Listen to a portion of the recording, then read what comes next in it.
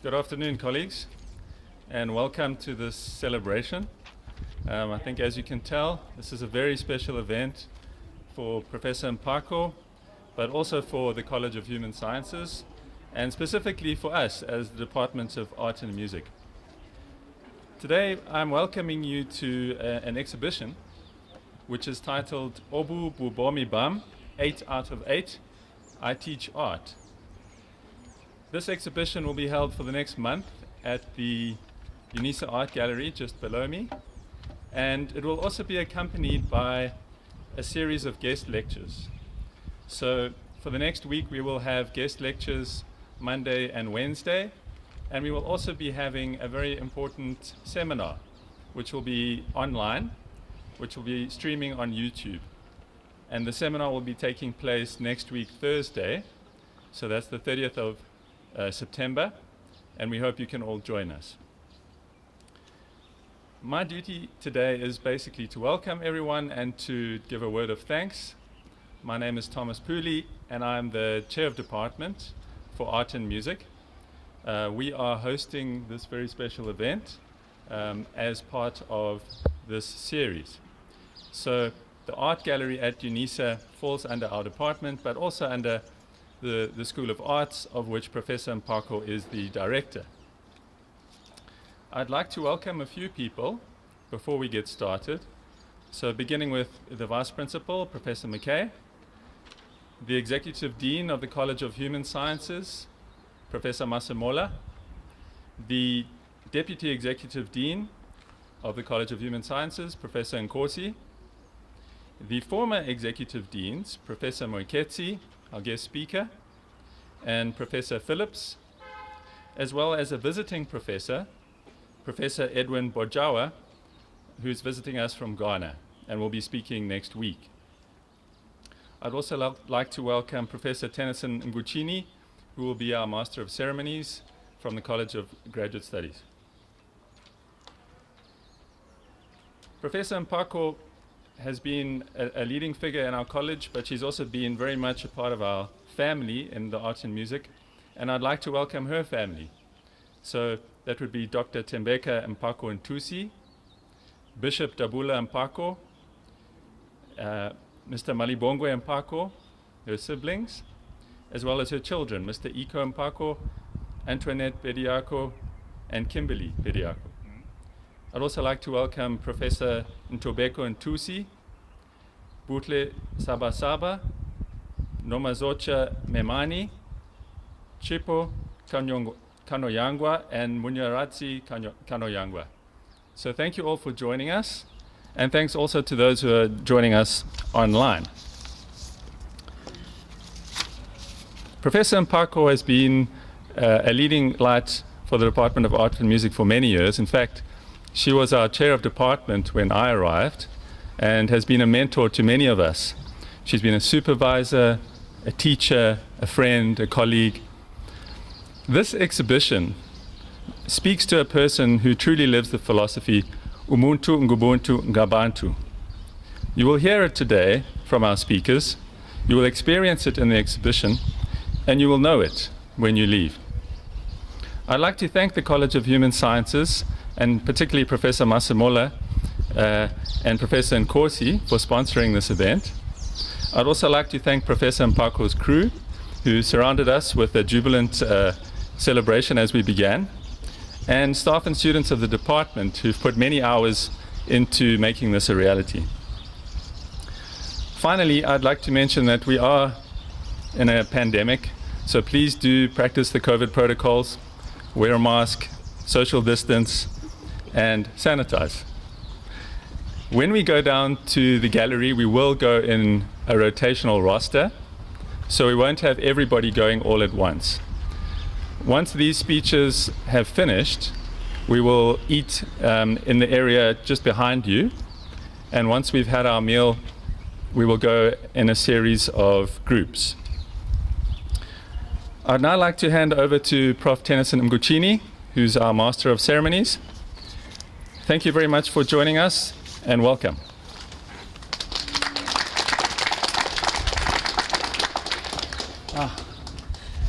Thank you. Thanks, Prof. Puli. Folks, I hope you will allow me to get rid of titles today. I think we have one too many professors here. So you start calling everyone professor. I might as well say human being to all of you. So please excuse me if I refer to you in your human characteristics as opposed to your occupational definers. Good afternoon, dear special friends, irreplaceable family, inseparable peers, and invaluable students of Professor Nombeko Mpako. Nombe, it's the last time I'm calling you professor because things change from now on. Folks, thank you so much for being here today. I know many of you could have been anywhere and everywhere today. It's a holiday. You have no boss to answer to. She might be your boss. You need not have come today, and you did. So thank you for honoring us with your presence. My name is Tennyson Mguchini. I have the privilege of being the compare and MC today. And I'm not quite sure why Nombi chose me of all people, because I'd say the most tangential things ever. So she has decided that freedom of speech is everything today. But I have the privilege of being here to oversee Nombi getting us to share in two big events in her life. The first is, of course, the solo exhibition of her artistic visual autobiography, which you will see downstairs, and it's as provocative as the woman herself. It's there are so many thought-provoking things when you get down there, and she has intended not to sell any of these exhibitions, but we had a conversation yesterday, and she mentioned the financial troubles she went through to get here, and the idea of selling this is definitely up there now. So those of you who got paid, UNISA paid everyone yesterday, right? So we can still make decisions that have nothing to do with budget. That whole excitement about what payday looks like. In any case, so we are celebrating two events. Today it's the solo exhibition, which will speak for itself, and then there is this mirage of an event that Nombe has been threatening. She has threatened me about retirement ever since I've known her. She's one of the least retirement ready people I know. She runs everywhere. Right now, when we're coming up here, I'm not entirely sure why we had to walk 200 steps to get up here when we could have easily entered through the one-step option up there. This is the woman that I'm talking about. She has energy to last a lifetime. And beyond that, I think out of the joking and really speaking about the academic that she is, many of you will know that she is brutally honest. She is very well versed on contemporary things, traditional things. You can have, some of the most eye-opening conversations with Nombe that you can ever think of. Just, I will pick up a few things about her that she's struck me as being. Firstly, if I were to kind of encapsulate this woman that we're celebrating today, I would talk of a rainbow. It's got every single color going, but somehow, when you look at it, it all looks like it's intended to be there. And this is what Nombe Mpako is like. Many of you who have had a chance to speak with her about gender issues, she has the most diverse thoughts about gender. One moment you think she has a tinge of homophobia. The next minute she is as open-minded about gender issues as ever. She has this power to be in a room with you and make you feel like you are her best friend. And when she leaves, you somehow think, next time I invite people to a party, this is the special guest that I'll have. The terrible irony with this, folks, is that she's like that with all of us. And the scary bit is that we cannot all be her best friends. Somehow, somewhere, she has someone who is more important than what I think I am. But it just tells you her ability to capture everyone that she's with. Outside of that, I know there are key family members here, children that she has. All of you think you're number one. We all know somewhere, somehow, you can't have too many firsts in any one competition. But I think what it tells us about this human being is that there's so much that we owe her for being who she is. And for once in her life, she's taken the opportunity to exhibit all of this to us. So I stand here overseeing a program that I know will speak very well about the woman that she is. And I don't want to take any more time speaking in awe about Nombe. And what I will do now is introduce you to our keynote speaker, Professor Rosemary Morketsi. Many of them call her Rose. To me, I say dearest Prof. Those of you who remember her time as the dean of the college knew that I was stuck to her like people at, belts are stuck onto men who have oversized clothes. She just could not go anywhere without me. But there's another scary thing about this speaker that we have, is that there's no one in this room. I prepared this thinking we were in a room. So there's no one in this space. There's no one in this space who does not owe their current status or position in some shape or form to the workings of Rosemary. She pulled me from some remote place in a university in the States somehow, and managed somehow to get me here with half the salary I used to earn, and still I was happy to come. Similar to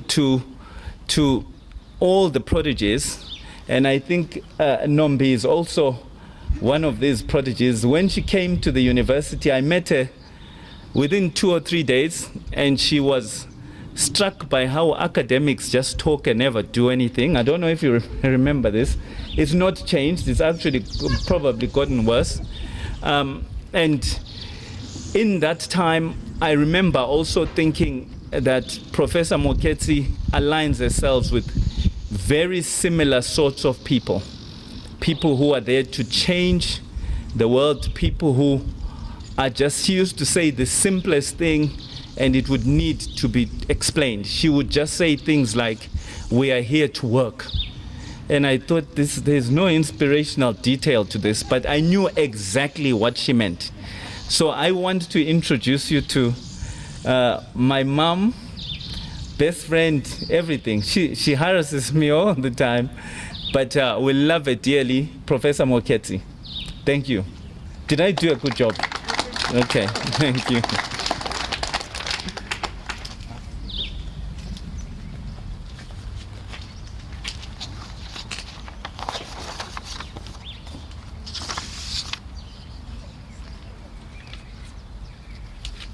I wish I could say take off your masks so that we see one another, but I can't, and I have not said so. I'm not going to comment on... Tennyson, do you mind to bring this thing down a bit? Yes, ma'am. By the way, I used to also be Rose's fixer. Anything she didn't like, if we went to a conference and the room was wrong, she would not ring the hotel owners. She would call me to change the room. There we go. Thank you. Is that better, ma'am? Thank you. We had a project that, Madam Vice Principal, we had a project that looked at assessment. And I made Tennyson the leader of that project, and I was an underling there.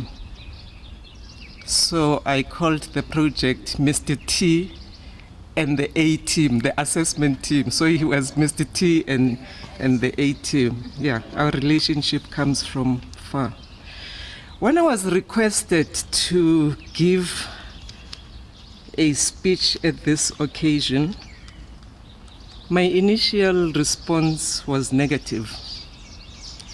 Because you see, I'm comfortably retired, and I've already received compliments that I look good for a retiree.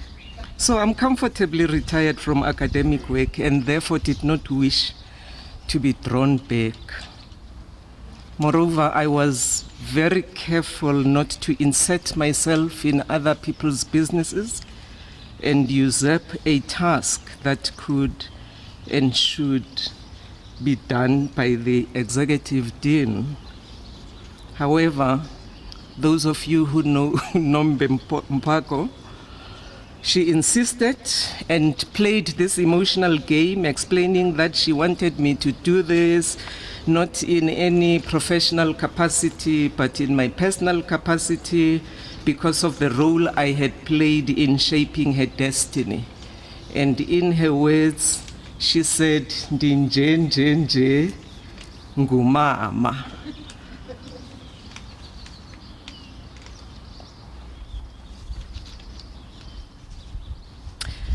What do you do but accept the invitation to give this keynote address, even on a subject I have no clue of? The one thing that she emphasized more than anything during that briefing was that after my speech, I should not forget to declare the exhibition open. During that short briefing, she repeated several times, "Please don't forget to declare the exhibition open." Professor Morketsi, please declare the exhibition open before you leave the podium. Granted, I retired from UNISA in 2016, and I turned 70 in about 6 weeks on the 8th of November.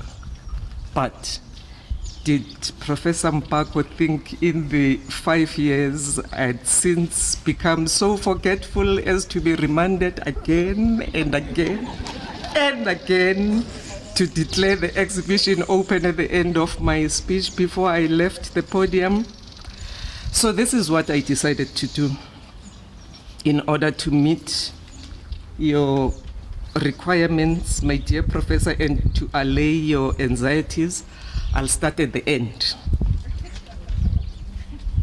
I'll start my speech by declaring this exhibition.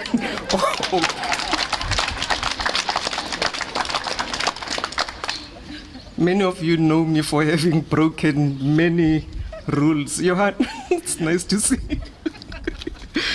You were a partner in my breaking these rules.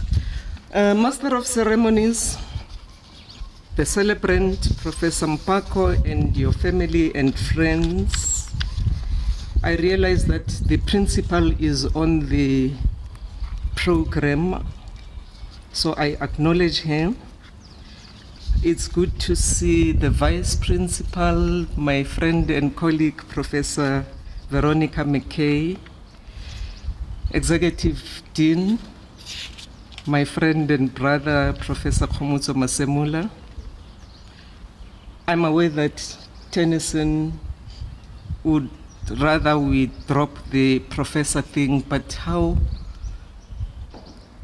can I not call my bosses Professor Muliki, Professor Nkosi with their titles? Professor Puli, Head of Department, distinguished ladies and gentlemen, I wish you a blessed and pleasant, this speech was meant for the morning, so I had a blessed and pleasant morning, but it's fine. I have the greatest honor and joy to welcome you all to the UNISA Art Gallery at Khorong and to this amazing and extensive exhibition of Professor Nombe Mpako's artwork. I wish for all of you to have fun and to become regular visitors to and patrons of the UNISA Art Gallery. That said, I gladly open this exhibition in advance. It's no coincidence that this auspicious, august occasion is held in the Khorong building, one of the most beautiful corners of this great university. I remember those many years ago, probably 2002, thereabout, when this building was contemplated.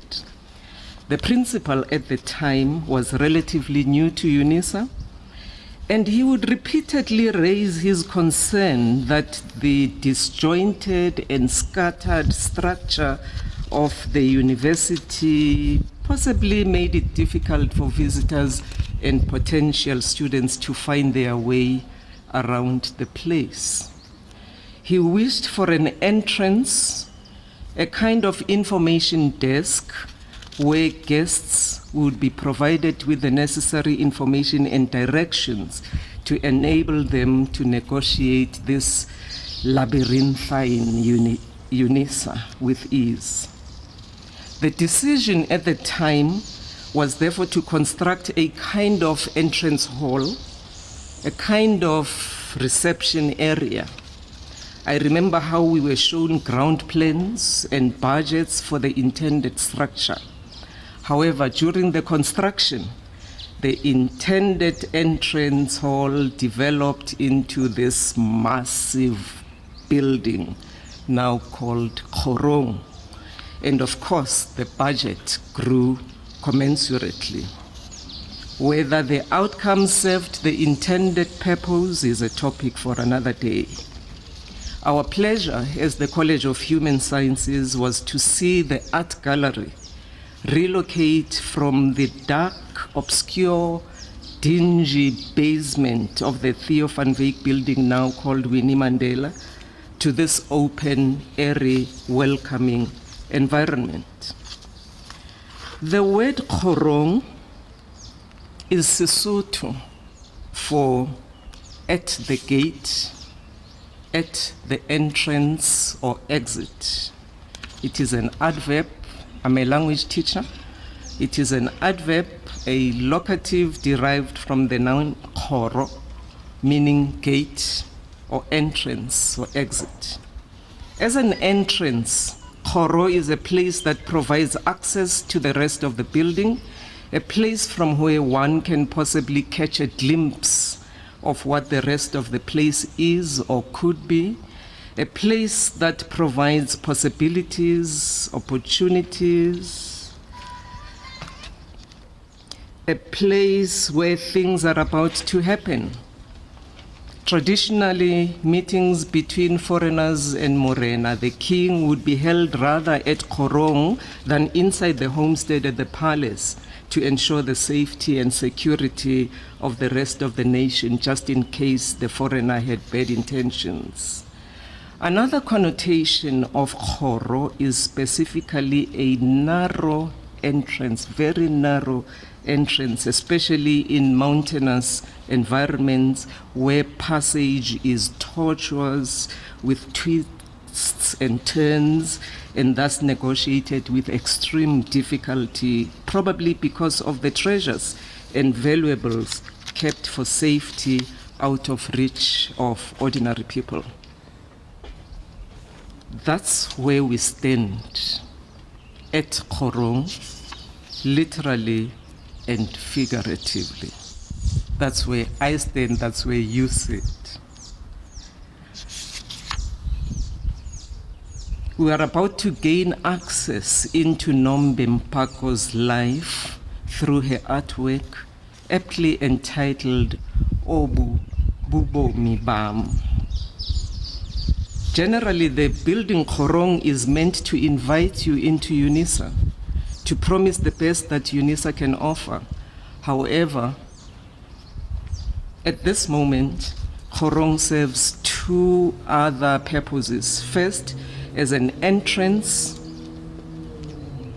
Khorong lets us into the mind and soul of this great African Nombe Mpako, a woman who creatively bears her soul to us, shares with us some milestones of her life, dark, gloomy, and depressing, she reveals it. Joyful, jubilant, triumphant, victorious, she lets us celebrate her life with her. We are invited to witness beauty created out of pain and misery mainly. We are summoned to experience with her healing from hardship. Secondly, Khorong as an exit allows Professor Mpako to step down from her UNISA throne, to retire from the formal employment of the university, but to freely pursue her passion to do and teach art, unhindered, unencumbered, untethered, unfettered. Khorong, and indeed the greater UNISA, is honored to bring you here to walk together through Nombe Mpako's life, as depicted in her art, happy and sad. These works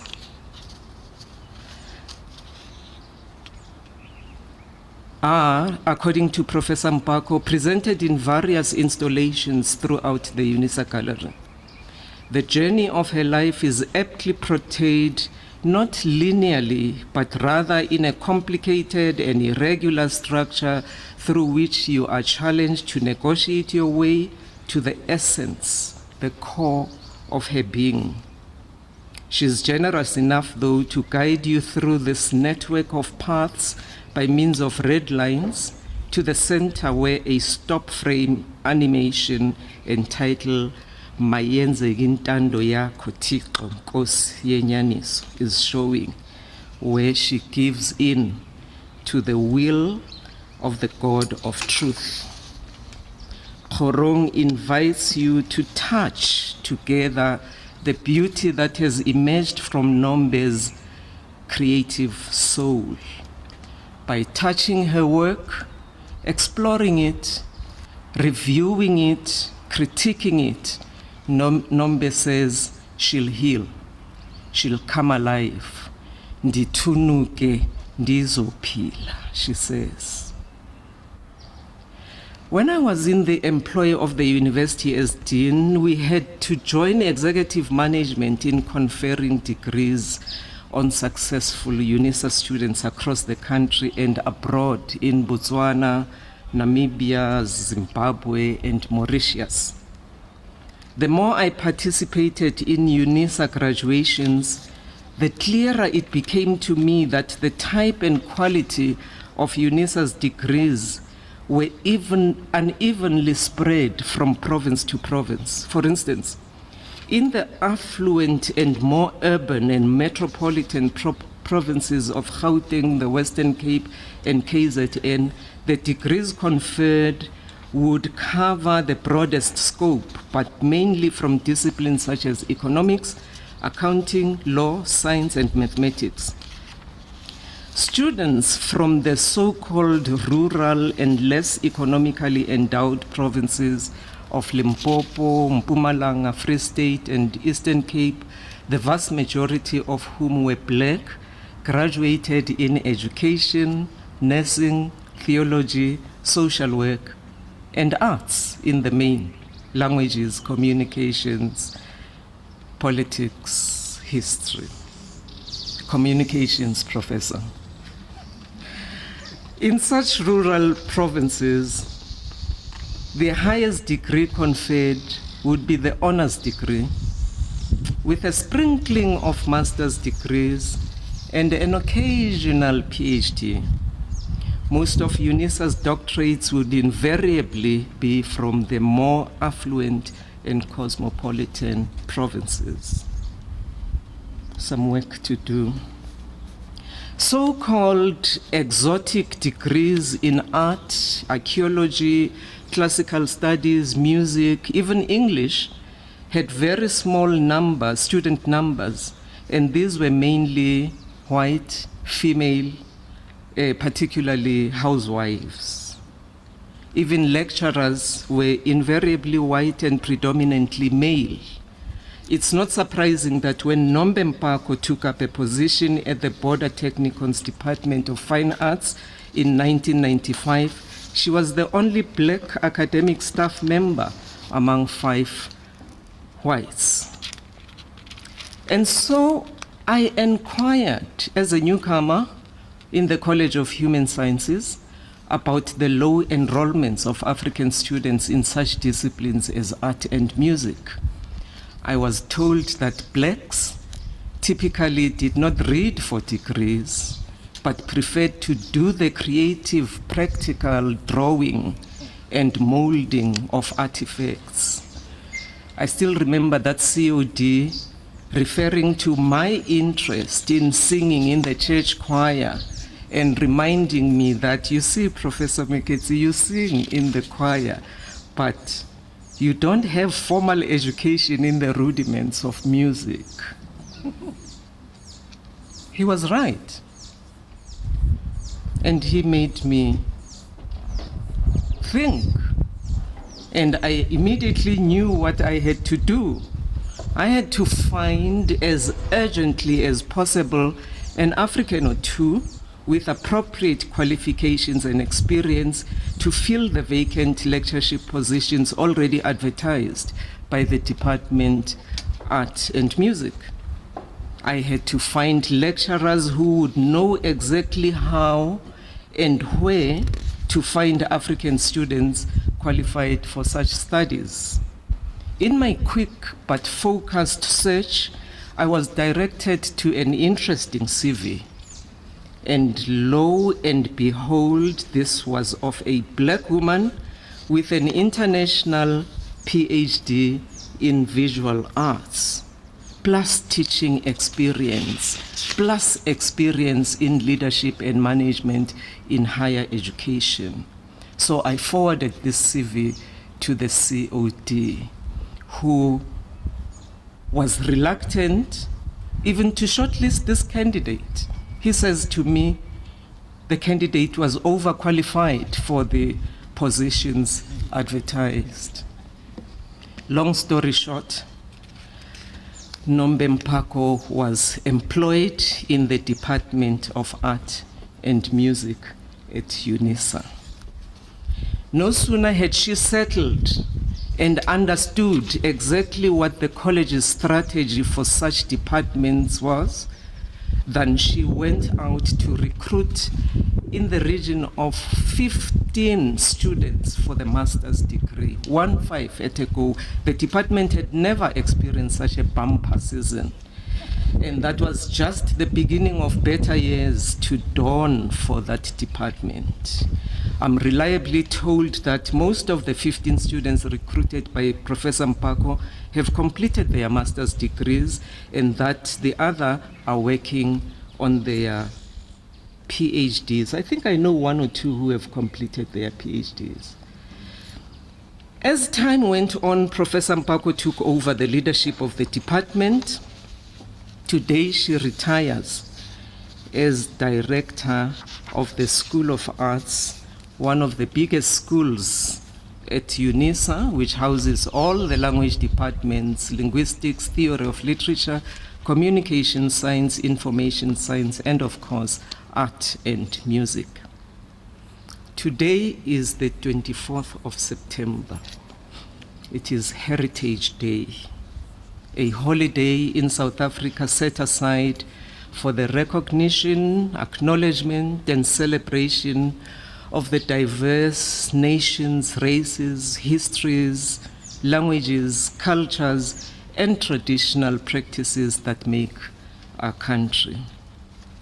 This day used to be marked as Shaka Day, a provincial holiday in KwaZulu-Natal, which commemorated the legendary King Shaka Zulu for the critical role he played in uniting different tribes and clans into one cohesive Zulu nation.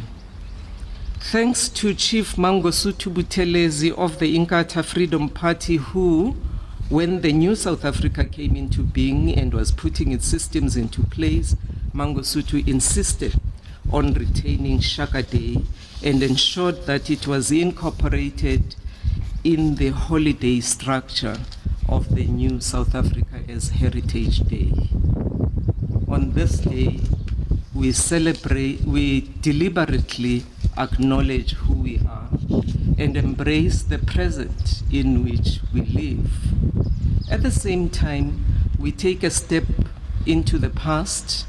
We take off the colonial garb, discover, rediscover, and remember who we used to be and where we came from. From that past, which by its very nature is dead and gone, we bring forward that which is useful.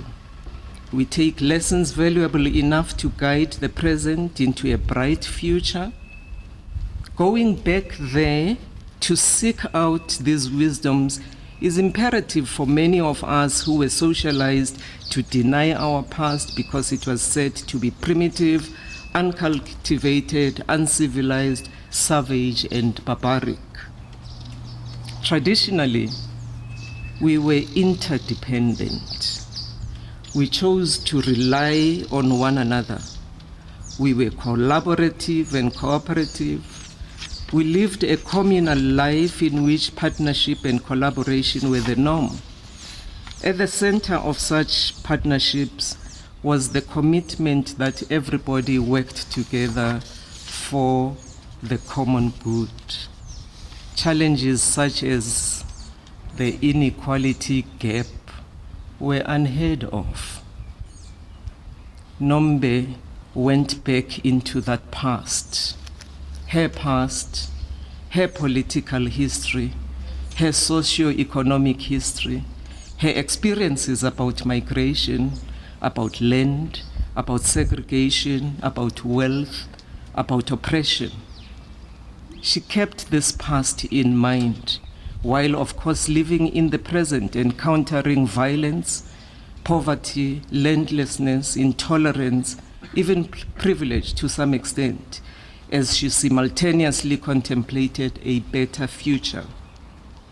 This exhibition is in fact an idea whose time has come, and I'm borrowing here an expression from Martin Luther King.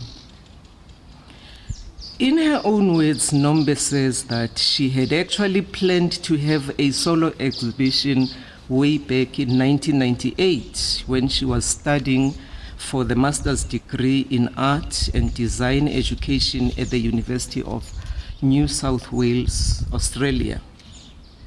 When she ultimately could do this solo exhibition, as spurred on by the near-death experience in 2020, she goes back to her earlier works of 1986, now repackaged into massive wall hangings entitled Amakhoqololo kaKim.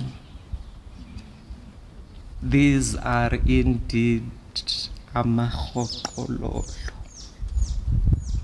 rough, unsophisticated scribblings of an innocent child. She transplants those from that era in the past to the next to feed fruit to future generations. Some people write autobiographies or memoirs on their lives. Others do swan songs when they retire. Nombe creatively weaves her swan song into her autobiography in a visual, tangible form, ubomi bam. She includes a teaching session where we will all be taught how to create prints using the stencils cut from some of the forms in the presented works. She will then, like a real teacher, sign off our efforts, take and keep photographs thereof as a record of her I Teach Art process. We will be free to take our work home. All of this happens at Khorong, where we are ushered into her life while she simultaneously exits from UNISA. This she does on Heritage Day to bequeath to us her legacy, most of which she inherited from many forebears, academic and otherwise. What a stroke of genius, whether deliberate or fortuitous. Thank you, my dear professor. The exhibition is declared open.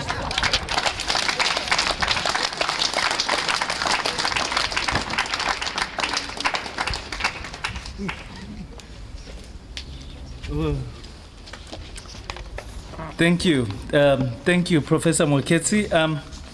Folks, I'm known for making light of very serious things because I sincerely charge for my serious thoughts. So this is free and I won't charge. So I'll keep this very lighthearted. But first observation, you may be close to 70, but the mind is still incisive as ever. I think anyone who recalls the speeches from yesteryear, nothing has changed really. You're still as intentional as you used to be. And I think the rare gift you have of managing to be a big picture person and a detail person all in one, that's very hard to find. Hey, if you look around you, studies of human beings will tell you that you have generally people who are great at big picture things. You know, the dreamers. You have people who come and tell you what they'll do in 20 years, and then there are some people who cannot go beyond telling you what they're doing that minute. The whole conflict we have between being big picture people and detail people. And once in a while, you walk into somebody who can capture big picture and can capture detail all at once. And Professor Morketsi is that.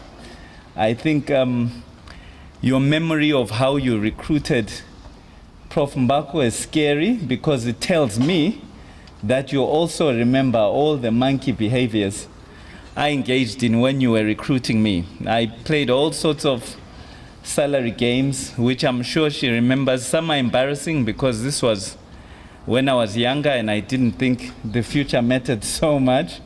And I'm sure all of us have lots of detail where we've engaged with Professor Morketsi and thought, this old woman will forget. Well, message one, she does not forget. And we thank you for that. But I think the other important thing is that in all this, in the speech, you reminded once again about the patience that's needed when people have a vision. And if you have something you want to do, you pursue it and pursue it until it happens. And I think, Nombe, 1999 to 2021, to get your act together with a solo exhibition is a bit long, but you got there eventually. So we will acknowledge that.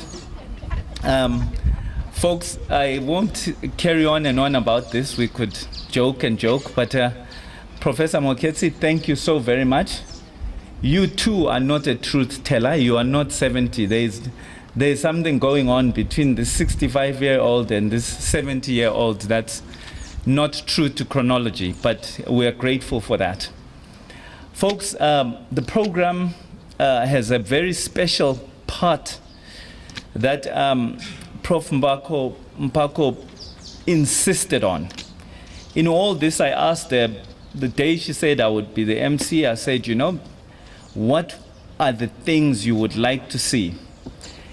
I gave her all sorts of blank check possibilities, and she didn't take up any of those. And she made one specific request, written in somewhat young English on a WhatsApp message she sent. It was, you know how people put great, but they do GR and 8?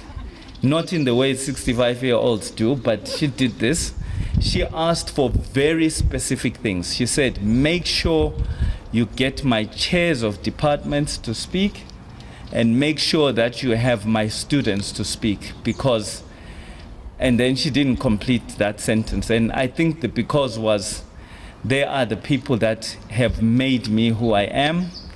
They are the people I think about when I celebrate my successes. So, folks, we have a number of those prototypes. You're chairing you lead 7 departments, but we only managed to invite a handful of them just so that we can get some anecdotal exposition of who Prof. Mpako is to them.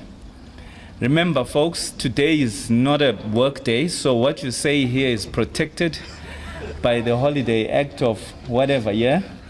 I know you will be truthful in your summations. There is a number of you, and I will just mention you and hope that you will remember your order in this sequence. So once you've spoken, can the next person just follow on from that? We have Dr. Gwen Miller, Mr. Nkosi Ngobo, PhD student, whom I've not met, but I assume they're here. Prof. Ngwape, Prof. Sal, and Prof. Sia Tiali. Folks, please take the stand in that order. And remember, you are the only truly asked for part of this program. So you have a lot to live up to. Thank you. And Professor Morketsi, thank you very much. I am retiring in 20-something years. I'm asking you to please do my speech then. And we'll see how well we do with remembering me. Thank you. Thank you. Gwen.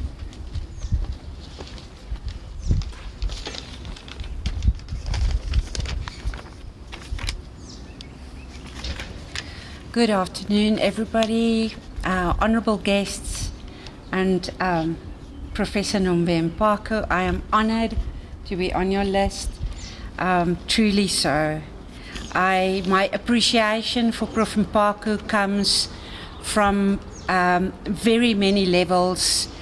She is my school director, she was my chair, an academic, an educator, a curator, an artist, a friend, a mentor, and a promoter. So when I met Professor Mpako, was in 2009 around the interview table together with Professor Morketsi. And from then on, my journey was sealed in relationship to Prof. Nombe. We have ventured very far since that day. Not only do I have the great pleasure to teach art alongside Prof. Nombe, but I had enjoyed a very particular privilege to be her first PhD student. She picked me up at a point where I was just another anxious student in the pitfalls of academia, and she guided me to successful completion in 2015. To use her words, put on those high heels, girl, and walk tall, sister. And I will always remember that as a foundation of faith and a sign of her confidence in her students. When it was time for graduation, she honored me with a beautiful dress I'm wearing today, making it herself.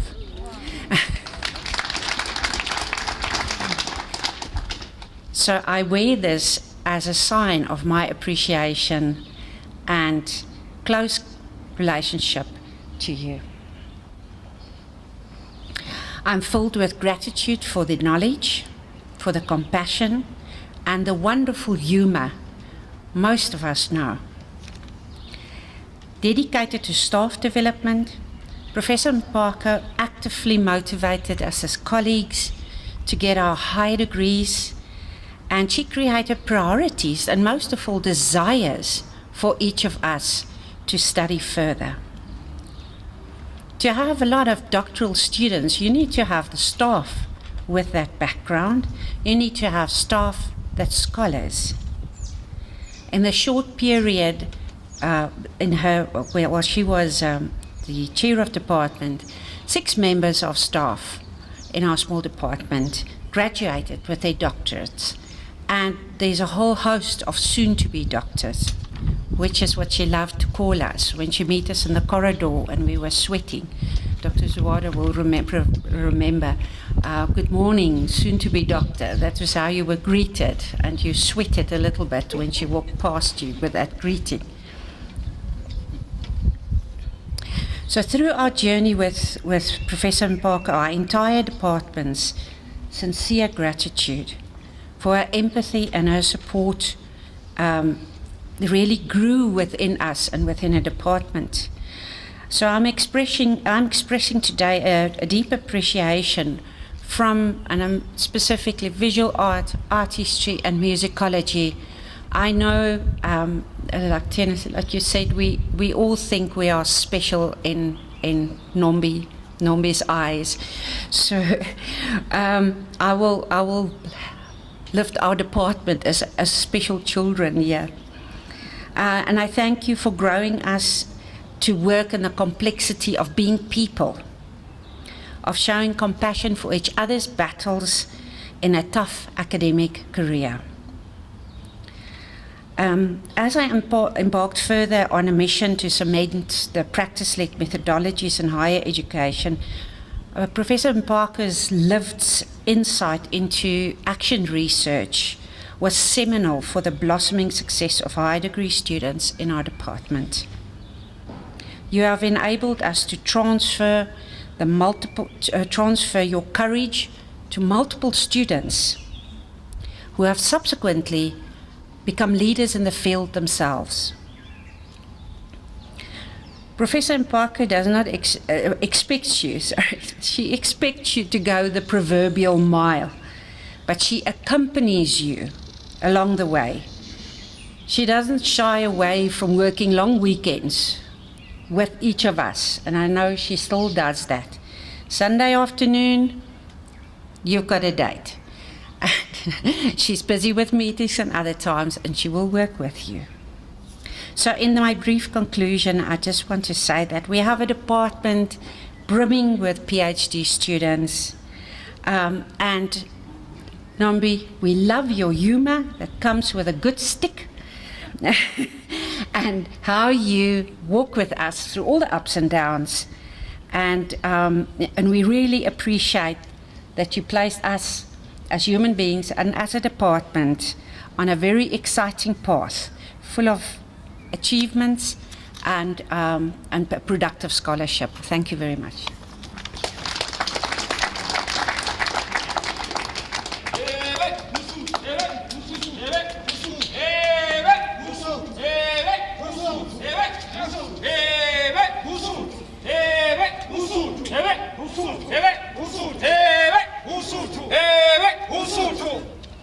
Insizwa ngapha iphunga ngapha insizwa ngapha iphunga ngapha insizwa ngapha iphunga ngapha insizwa ngapha iphunga ngapha prof ngapha iphunga ngapha prof ngapha iphunga ngapha prof ngapha iphunga ngapha prof ngapha iphunga ngapha prof yemntana ndini ngivumeleni prof ngikhaya sukuma ntombi bakubone sukuma ntombi bakubone livulekile prof icamakhe siyabulela kumndeni prof siyabulela prof ulenzile ihlabathi prof usibulele kubhuti wakho babumfundisi sithi amen sithi camakhe siyabonga mndeni siyabonga umama wethu lo uprof lo akakwati mesikwatelile ubesathi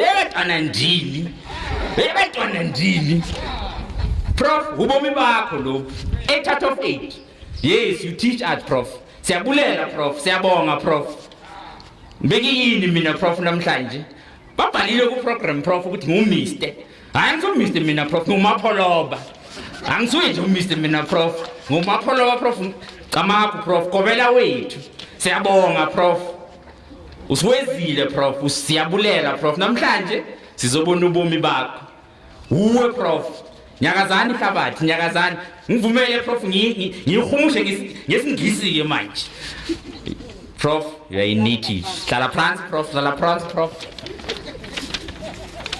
master of ceremony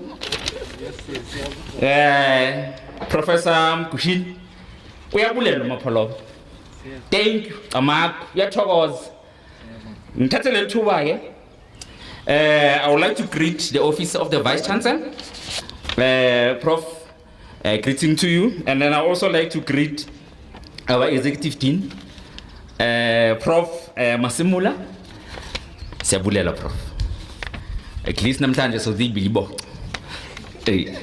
And then I would also like to greet the family. I would like to take this opportunity to say thank you to everyone.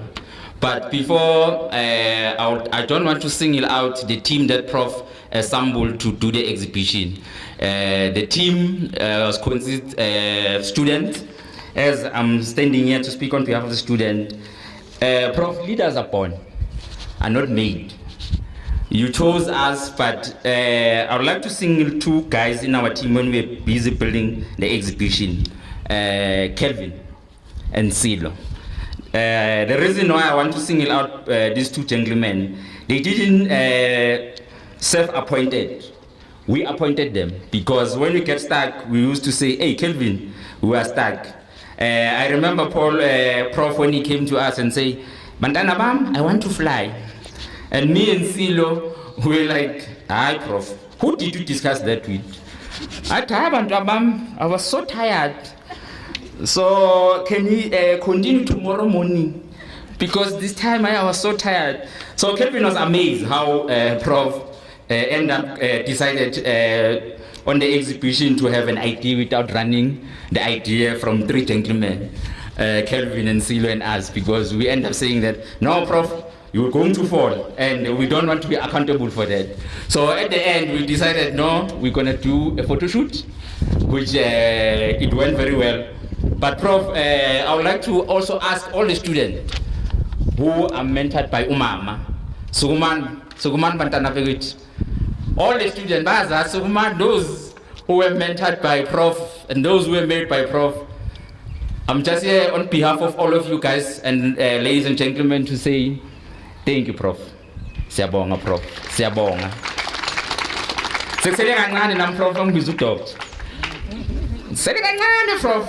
I'm getting there, but every time when I never see you angry, Prof. You always say to me, "Yemntana ndini." Uphi? Because andikuboni ngithi hayi Prof. Ndipaka Mercedes outside.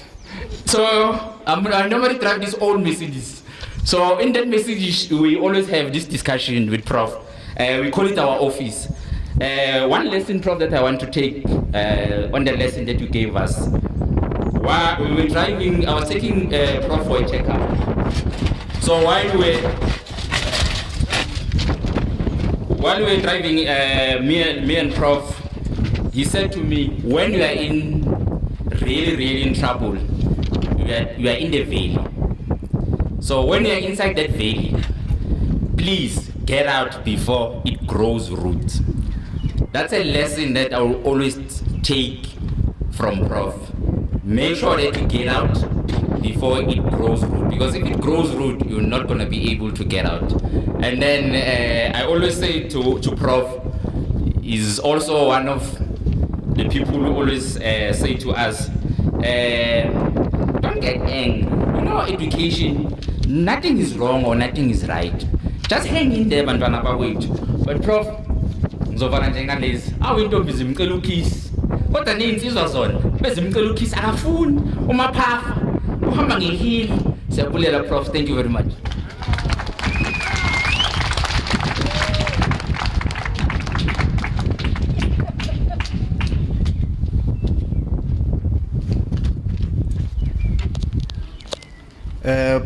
Program Director, I thank you for giving me this opportunity.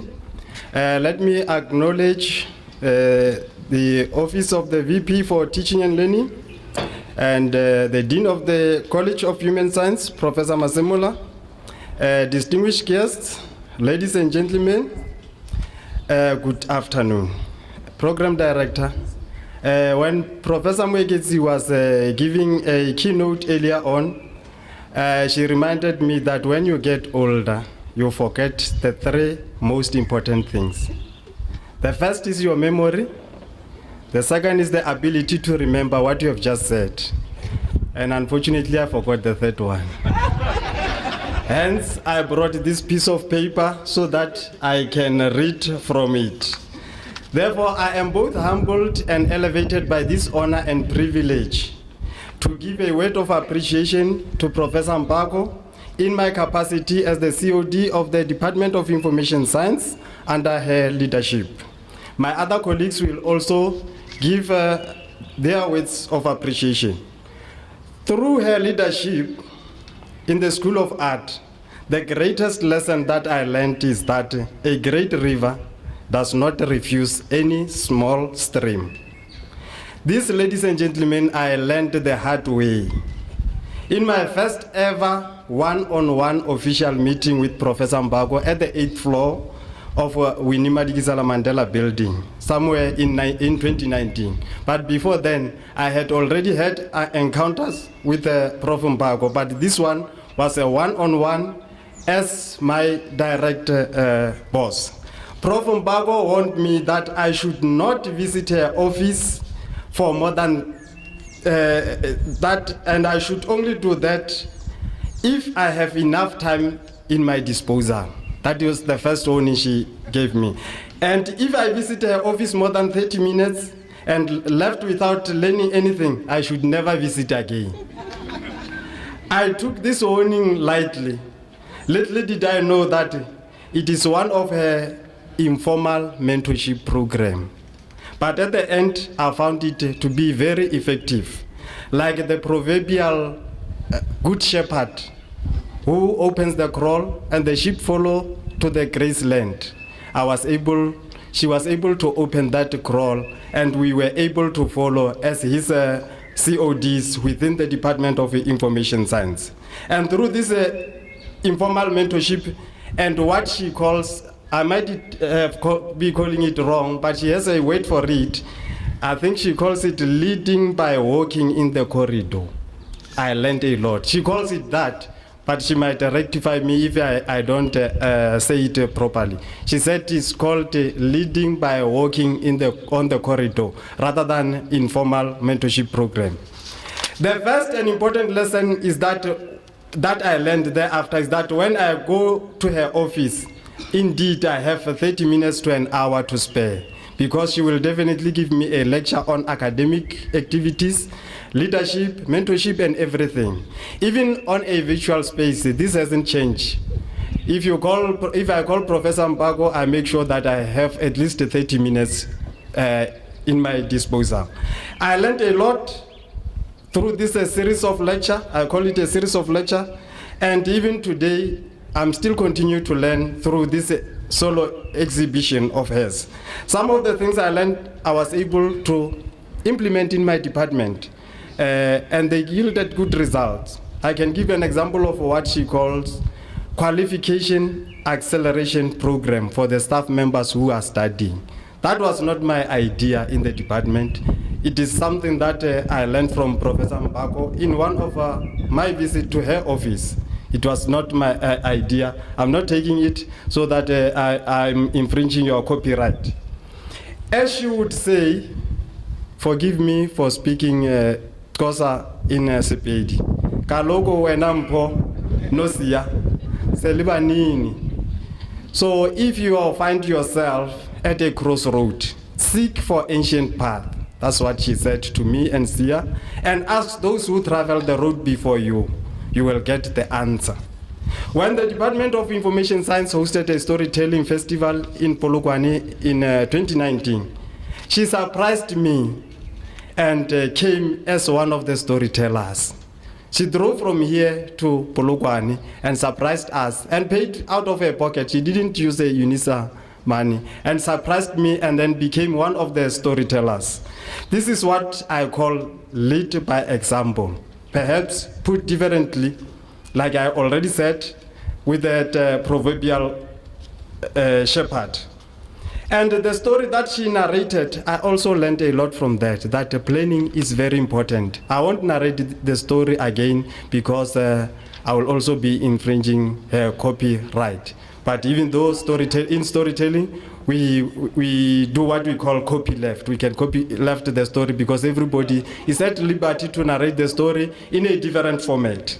But through that story, I was able to learn that the planning is more important, more especially when you come to UNISA. We are thrown as CODs, we are thrown with missiles from all directions, and we are expected to deliver at that moment. But if you have planned, every missile you are able to counter, every risk you are able to mitigate that risk and be able to move on. That is the story that she told me. Maybe one day she will exhibit it in the form of art, not through writing, because we publish those stories in my department, but from her she will be able to exhibit that story. And Prof. Mpako also always encourage her CODs to use her as a straw woman. I wouldn't say straw man. As a straw woman, if we are facing challenges in our constituencies, in our department, and she always say that I am prepared to take a fall for you. If you are having problems there, tell them that it is me who said that. So that she always said. And as I wind up, ladies and gentlemen, I've heard in the past that a picture is worth 1,000 words. But today I can also say that this solo exhibition, I can see through this solo exhibition that art can tell a life story as well. This exhibition is summarizing the academic life story of Prof. Mpako, and I don't know what they call it in the field of art, but I'm tempted to call it artem bios, Artem from the Latin word art, bios from the Latin word life. So it is a life story through art. Maybe she can take it that and then register it as a patent, and then the word that she has coined. Hence, I'm saying we never stop to learn. Indeed, art is not what you see, but what you make others see. Prof. Mpago, from the departments in the School of Arts, you also made us to see the path. I'm not surprised that now and then one of my colleagues in the Department of Information Science, Mr. Maguta Mujapelo, often quote you in social media that celebrate your achievements because no one will. I guess this is what you said in one of the young academic program. I thank you.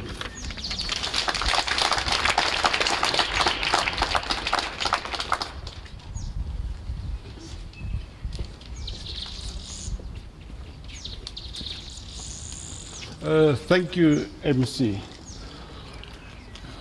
I feel like saying, can you please mute your mics? Am I audible? Does that sound familiar? It's wonderful to be Prof. Mpago. I will not drop the title Prof. I'm old school, so I will keep to it. I acknowledge the office also of the Vice Principal. I have only 3 minutes to office the Deanery, Professor Masemola. I was in 2018, I was at COD workshop. I don't know what I did there, but I listened quite attentively. They say at that workshop, leaders inspire people to want to do something. Managers hold people accountable for doing something. You are a leader. You were our leader. Thank you, Prof. Mpago, for your leadership. And may I add, inspirational and compassionate leadership. I remember when I started, also in 2019, I didn't even know this. Today is fact-finding, so wonderful. When I started in 2019 as the COD, Prof. Mpago, of the Department of Afrikaans and Theory of Literature, you invited me to your office soon thereafter, and I thought, oh my goodness, I haven't even started properly and I'm already, dropped the ball somewhere. And those first few weeks in this new position was very demanding, a total roller coaster ride for me. And I must say, and I must confess here, at times I felt very insecure. But I went to your office on that day. There was another meeting that we had to attend on that day. And I was a bit bothered that we, have this meeting at this time while we need to run to another meeting. And I also learned a lesson. And it's indeed what Prof. Nwepe said. You take your time to teach and to mentor. And that day we talked about transformation. Our vision for the Department of Afrikaans. But you also shared with me your own experience on what it is to lead a department, what it is to be a good mentor. And I left that office that day, totally forgotten about this other meeting that we had to attend, but I left that office that day feeling that I have found a new self-belief here.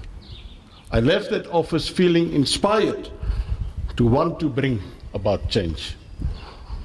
Thank you, Professor Mpago, for your guidance, your support to us as a department, but more so your support to us as your CODs. I know that you were very patient with us in our school management meetings when we start to voice our frustrations. And we had many frustrations when the lockdown started last year in March. And we were not shy to voice those frustrations. But you have created for us a safe space where we could engage in these open discussions. And you never let us leave that meeting without a proper strategic direction. We appreciate your countless interventions on our behalf, your wisdom, your advice, and your encouragement. Thank you for your boldness. Thank you for being that voice of reason on many occasions. I have seen you at work in these virtual meetings, and let me say today, you have always the interest of the team at heart. You have navigated those difficult and those sensitive matters, that you think, hey, if someone can just raise that issue here, you have done that on our behalf. And you have done it skillfully. You have intervened as CODs on our behalf. And you have pleaded our case on many occasions. You have indeed led by example. Prof. Mpako, it is Heritage Day, so allow me to appreciate you in decolonial Afrikaans, a Cape variety of Afrikaans. Tramakasi. Tramakasi, Prof, dat jy ons so lekker geïnspireer het. Tramakasi, Prof, for thy servant leadership. I salute you. Thank you.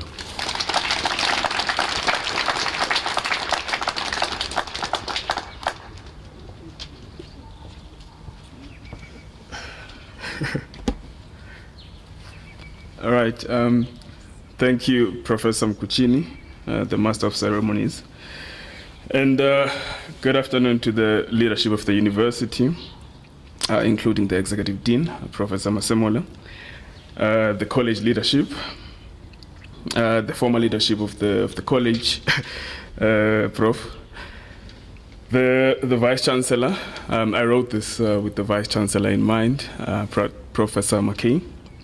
And of course, also greetings to Usingai, Professor Mpako. And so, I have been told by Professor Puli that I have strictly 3 minutes. And so I will try to run through my appreciation notes about Prof in those 3 minutes. Also, I should say that though there is only 3 minutes for me today, I am hoping that there will be another space or occasion where we'll have much more time to talk and talk about Professor Mpako, because I feel that as someone whose career is now unfolding under her wings and leadership, it will be important for us to openly talk about and appreciate the many ways in which some of our lives have been shaped for the better by Professor Mpako.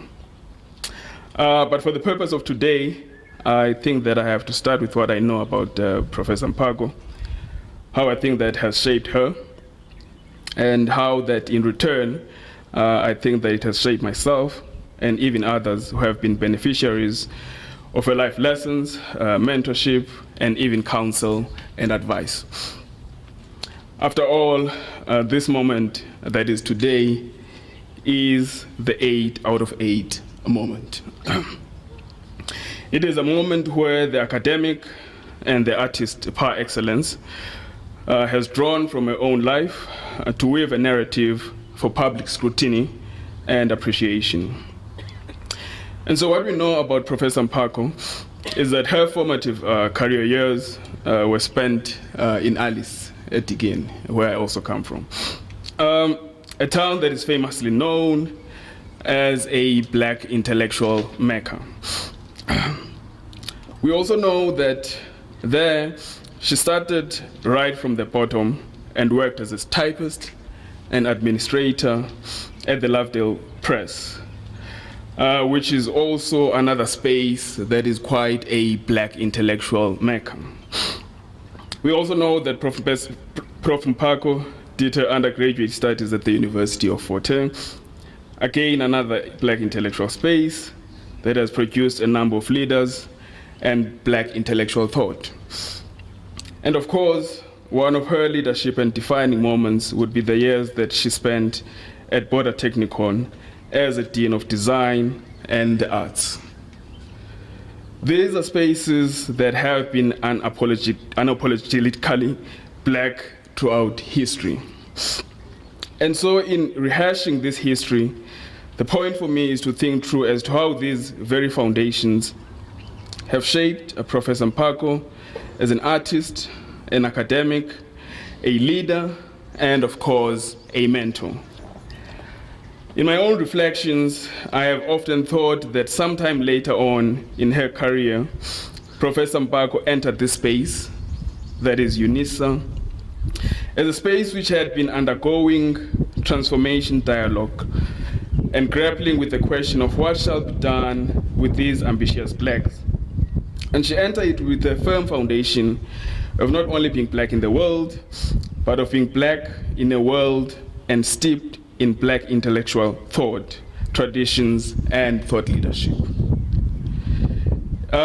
In my interactions with Prof for the last few years, my impression has been that she has used her background and training and past leadership roles to unwaveringly pursue and chart a path that would cushion the ones that would come after her from the harsh realities that often face the pathfinders or the path charters. At a more granular level, I also recall that when there would be outstanding exam sign-offs, Prof would call and say, "Yes, sir, kwenzeka ntoni ngale module?" And of course, there would be then a conversation. At the end, Prof would say, "Okay, when the show ukuba we sign it off, ne?" I also recall that at the time of beginning my leadership journey in an academic space, Prof would say, "Ungayeki mntanam siya lento. Ukuba uke wayeka, soze uphinde ukwazi uyiphatha la department." And of course, this would be said in the context of where you have a wayward staff member and all of those challenges. And so that is the sort of like mentorship she has provided to us. Now, the point with these quotes that come from countless conversations that I have held with Prof is that they were, one, yes, advice. They were also said in ways that cautioned me against dropping a ball as a young, well, relatively, and black junior leader in an academic space that is battling with transformation and where only the worst has generally been whispered about young and black academic leaders. I should state that most of us are first-generation academics. First-generation academics in universities that have traditionally been universities in Africa and not African universities. And so having a senior black scholar and leaders such as Professor Mpako, leaders who have helped us along the way, leaders who have marshaled us along correct trajectories, and of course, leaders who have been tough with us where circumstances dictated, is something that I think should be admired. Prof, I have thought that such is a whole legacy for your generation. Of course, I also think that yes, it's important to distinguish oneself as a scholar and an intellectual. And of course, these things are not mutually exclusive. But for me, one of the defining characters of a caring and compassionate academic space is the act of not only lifting as you rise, but also guiding us as you rise. And I think that it's something that I've appreciated about you quite a lot. And so, Prof, as we today witness your life through the exhibition, we are also here to say we appreciate the part of your life that you have shared with us and caringly dedicated it to our growth. And yes, even as you will retire sometime at the end of this year, well, I hear that it's today, we will hold you to your promise that your mentorship will transcend UNISA formal employment. And where we have questioned, we shall bother you during the period of your retirement. And so with those few words, siyabulela kakhulu, Prof.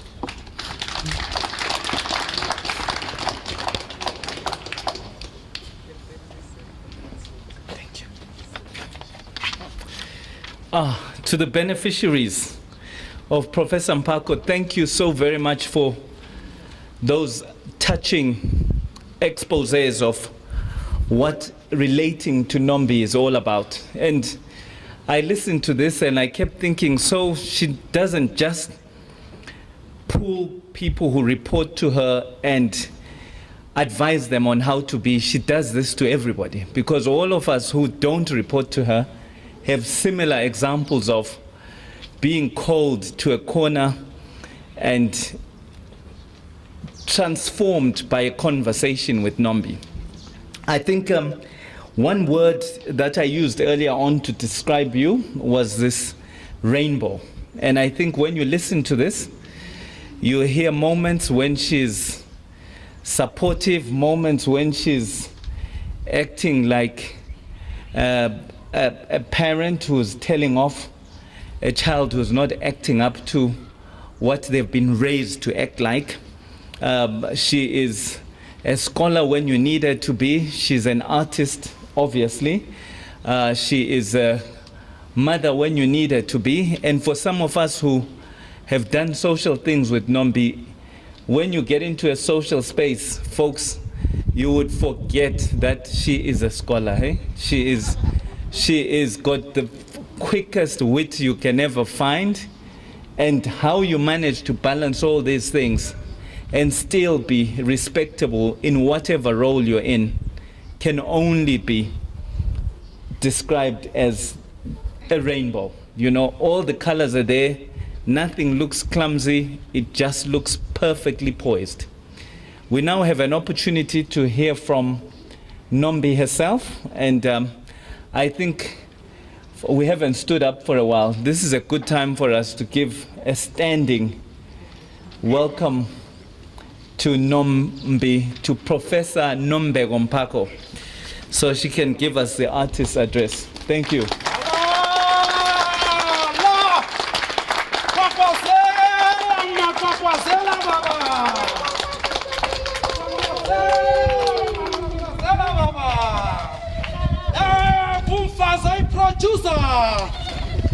Kumfazi ayiproducer nange uma oyimbokotho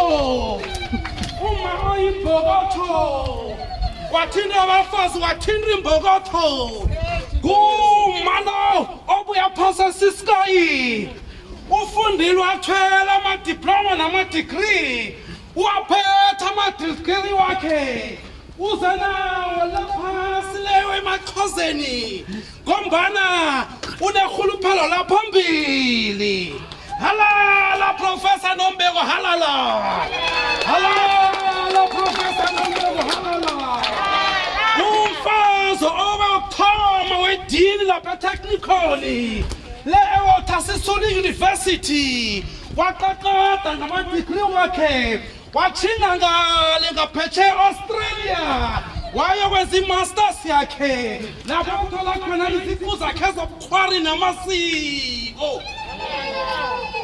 Usukile wakhwela isiphaphamtshini wabuya wayokuhlala enrabeni ekuli UNISA, i-University of South Africa, lapho wenzisa njenge-chair of the department, waba yi-director of the College of Human Sciences, wayoproducer ikhono lama-student. Halala Professor, halala. Abakhali abaqedwa.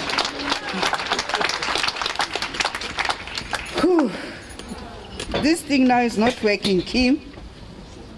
Kim, come and make this thing work now. Kim! Oh, I think it's working, it's just me.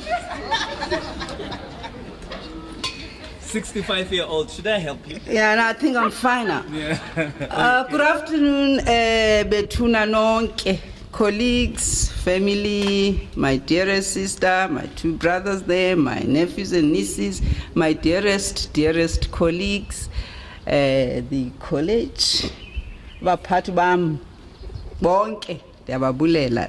Thank you, Veronica, for coming. It means a lot to me. I appreciate that.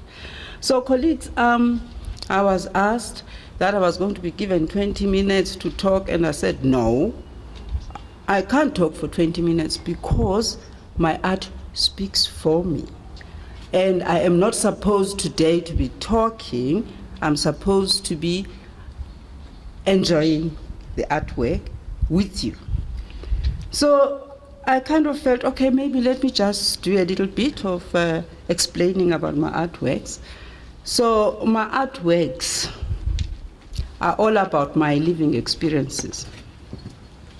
But my living experiences as a girl, a woman, a mother, a friend, a colleague, a manager, or a leader are most women who are sitting there experiences. Domestic abuse of any kind, most women can relate to. Be it rape, sexual abuse, emotional abuse, blackmail, physical abuse, financial abuse, mother abuse, etc. The list can go on forever, colleagues. So my artwork is addressing all these issues because I've been a woman who's coming from a community, a society that is infested with all these issues. Being coerced into doing things you wouldn't want to do, the things you wouldn't be proud of, being a victim of love, so-called love, that I'm being loved, therefore I have to do this. Most women have gone through this. Even being in a situation of peer pressure, professional jealousy. Most women and girls and people in general can relate to these. Divorce, raising children single-handed and without fathers, most South African women can relate to this. So, colleagues, my artwork speaks for itself, but it will be a conversation with you and my artwork, and fortunately I will be offering a conversation with me. So that's just the brief or introduction about my artworks. Now, all I feel I want to do now, at this point, is to express my sincere gratitude and word of appreciation to everyone who's here today, my family. I was told the VC was going to be here, and I would have then said VC and her entourage. I am observing all protocol, colleagues. If I haven't mentioned your name, I see you, Britta, there. My family, my beloved sister, my two brothers, Tabula and Malbongwe, my children, my nephews, my nieces, my friends and colleagues. A special word of appreciation goes to my AAA team.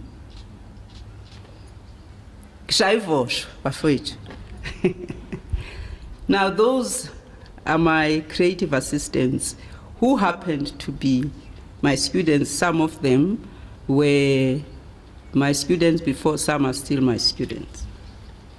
I would also like to express my gratitude to the logistic team, which is led by both Professor Mkujini and Professor Thomas Puli, because I told them that, guys, for the first time, just give me an opportunity to be an artist.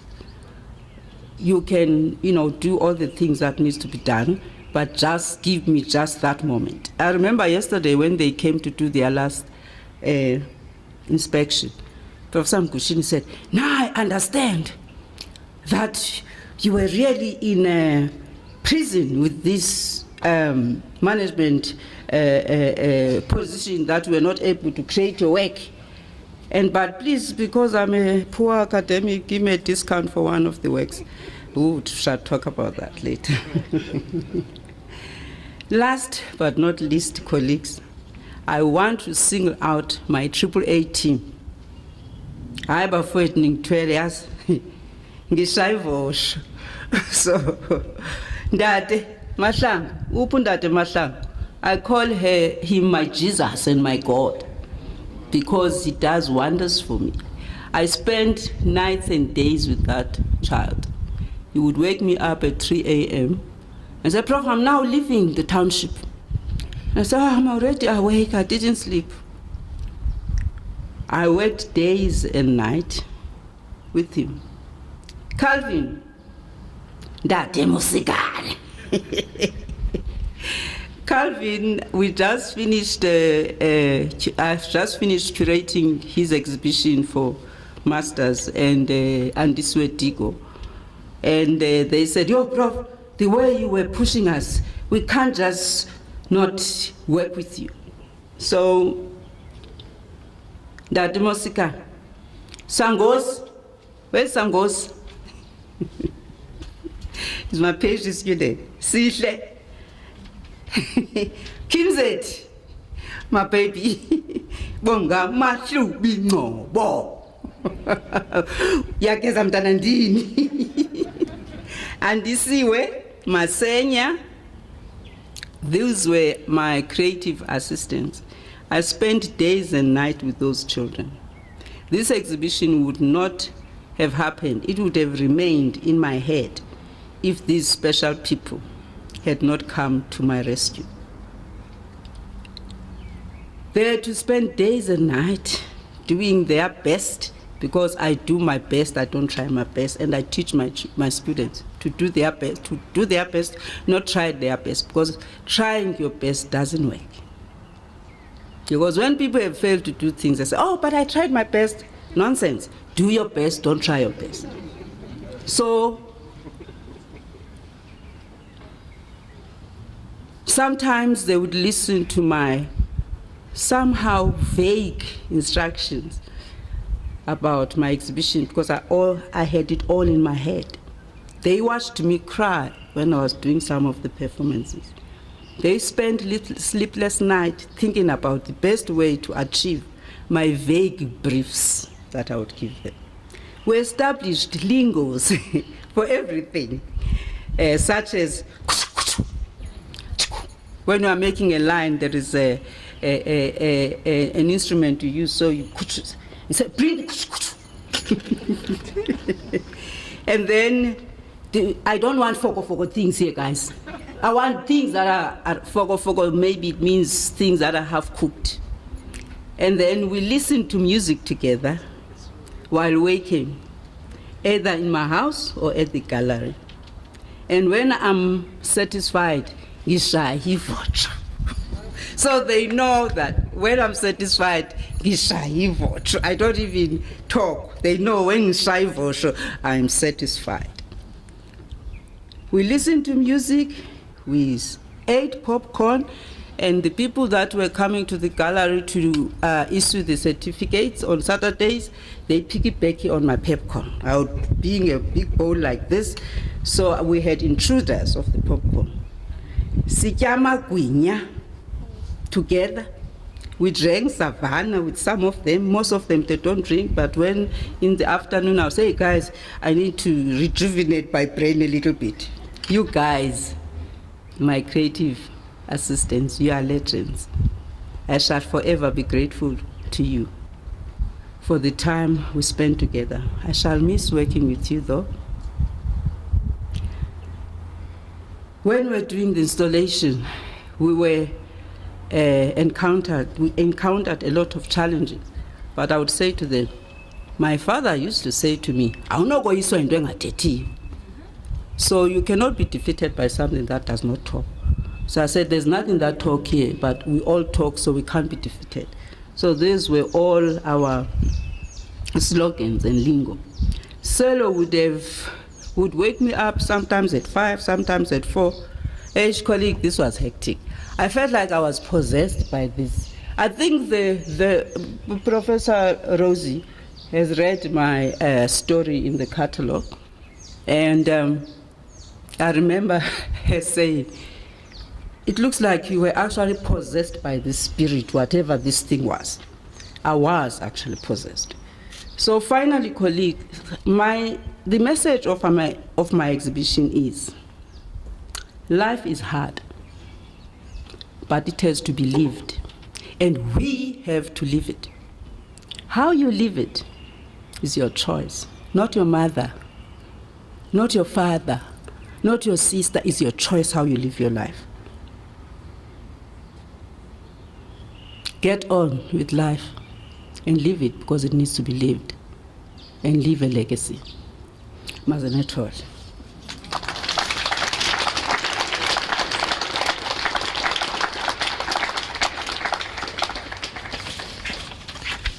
Wow. Thank you, Prof. Mpako. Folks, she has been very deliberate in saying that she will speak through the art, and I am sure you will be moved by it. I had an opportunity yesterday in the afternoon to walk through it, and I must say I have a very new dimension of respect for you. I respect her in all sorts of ways that have very little to do with her actual professorial work, but the art really speaks for itself. I think the profound message about no excuse when it comes to living the current life that we're faced with, that is the eternal message that Prof. Mpako has stood for always. If you go to her with a historic problem, she will always say, what do we do now to fix it? And that is who we are celebrating. I think the exhibition will speak to that. I want to thank you for speaking in spite of not wanting to speak. She really did not want to do this, but she's done an exceptional job as always. Of course, all of us have leaders in our space, so sometimes we call them managers if they just do exactly what they are paid for and nothing more. But when they kind of cover us in bigger ways than just managing us, we call them leaders. And I want to open up the space for Professor Masemola, who is Professor Mpako's leader, our leader, and Khomotso, as him and I come from very, very long spaces. He, like many of Professor Morketsi's kids, which we all are, is an incisive thinker. He's also very strategic. I think he knew about his deanship probably 10, 12 years before some of us did. And those who know my history, there was a point in our life where we thought I might apply to be the dean at some point. And this man would help me to write my supporting information, not knowing actually that the real dean was going to be him. I love him for that, but he's as intellectual as they come, and I think we are all cut from the same cloth. I welcome Professor Masemola, the Executive Dean of the College of Human Sciences. Thank you.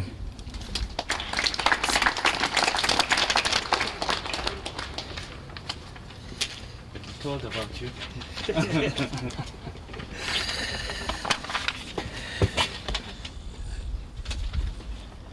Deputy Vice Chancellor, Professor McKay, members of the College Management of the College of Human Sciences, Professor Nkosi, Deputy Dean, school directors, Professor Maliki, Professor Chaka, our celebrant, Professor Mpako, members of the family of Professor Mpako, Sis Tembega Mpako Ntusi, I think she's here, and others. Yes, I'm so grateful. Members of the EXCO of the college, chairs of department in the School of Arts, which is under the aegis of Professor Mpako, and I note here also Professor Lepalala, and I can never overlook the former Deputy Dean, Dr. Brita Zawada, with whom we've worked very closely over the years, and the administrator of our college, the man who holds things together physically, the infrastructure in terms of policies and the way we do things, Dr. Johan Opperman and your partner, Dr. Susan Opperman, and the part of the forces of intellectual organicism in the college. I see many faces recognized, one of whom is Professor Mark Dewey here. And thank you very much, friends, ladies and gentlemen. Happy support to those who are of my faith. Good afternoon. Today for me is a very special day, the day I've been reluctantly looking forward to. And I say this deliberately because Professor Mpako has had profound wisdom to help us in the college, and particularly in the deanery, when we had to seek the wisdom of Solomon in a woman. If you understand the Songs of Solomon, And there she's always been the convivial force that holds us together in the college, and especially in the School of Arts. Today, I said in the last instance when Professor Morketsi was leaving, I was on the brink of tears. I thought I'd never go through this again. But here we are, that it is upon this moment of imminent departure, a moment that's very reminiscent of giving away the bride while insisting this is still yours. And today we celebrate, therefore, the excellent contribution that Professor Mpako has made to the college. We are not saying goodbye, in other words. We are celebrating the artistic works that you produced, the mentorship that you have yielded in the college, the cohesion that's provided as well in the college. But I want to get to the much more juicy academic stuff, the things that keep us in a university. And it is about the fact that the exhibition is about the life of Professor Mpako, the trajectory that shaped her, the human suffering that she had to go through and still attain the greatness that she has so beautifully in such great finesse, having accorded her with such aplomb. That human suffering, many scholars, I'm sure Professor Duby you remember, actually places Professor Mpako as the subject matter of her own art. And those scholars who are familiar with Bakhtin will know that the chronotope of truth, of self-knowledge, is very important in autobiographical writing, because it's not just about an empty signifier that's floating out there. It is about the real pursuit of truth. Was it not the great John Keats who said beauty is truth and truth beauty? But there is also a dimension that is not ugliness, but suffering, persevering, showing resilience throughout, and attaining the goals that one sets out for oneself. And so today I want to speak about a poem that especially speaks to an occasion such as this one, and is also a poem about human suffering and the triumph that comes from persevering throughout. As mundane life goes on, there are people who are actually suffering. And this particular work is about the work by Peter Bruegel's Fall of Icarus, and it is by the great poet W.H. Auden, who was speaking about this particular canvas, the Fall of Icarus, that suffering goes on whilst we're just living our own lives, and yet we don't pay attention to that. In so many ways, it does correspond with what you've just given us in your address about being able to go through the ups and downs of your trajectory and still making good of the experience, capitalizing on that experience as it were. W.H. Auden says about suffering they were never wrong. The old masters, how well they understood its human position, how it takes place while someone else is eating or opening a window or just walking dully along. How, when the aged are reverently, passionately waiting for the miraculous birth, there always must be children who did not especially want it to happen, skating on a pond at the edge of the wood. They never forgot that even the dreadful martyrdom must run its course. Anyhow, in a corner, some untidy sport where the dogs go on with their doggy life and the torturer's horse scratches its innocent behind on a tree. In Bruegel's Icarus, for instance, how everything turns away quite leisurely from the disaster. The plowman may have heard the splash, the forsaken cry, but for him it was not an important failure. The sun shone as it had to on the white legs, disappearing into the green water, and the expensive, delicate sheep that must have seen something amazing. A boy falling out of the sky had somewhere to get to and sailed calmly on. Today, we're not sailing calmly on. We're taking note of the fall of Icarus in some other ways with this exhibition. As I said before, placing the human experience, one's own truths, out there, laying it bare as one would have put it, actually underscores the gravity with which Professor Mpako's exhibition is coming to us. This is part of the unique contributions this is making to the broader meditation on artistic scholarship.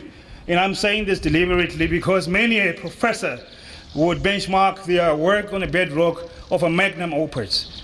But she chooses a tour de force that is based on her own experience, on a strong exhibition of artistic works that are echoing what I said before in the words of John Keats, beauty is truth and truth beauty. But self-knowledge, that chronotope that Bakhtin spoke about. And so today we get to experience the subject matter of one's own art. And I'm very grateful to Professor Morketsi for creating this chain of events so many years ago in 2011 when we were sitting somewhere in a corner having tea and exchanging ideas, as she calmly does that all the time.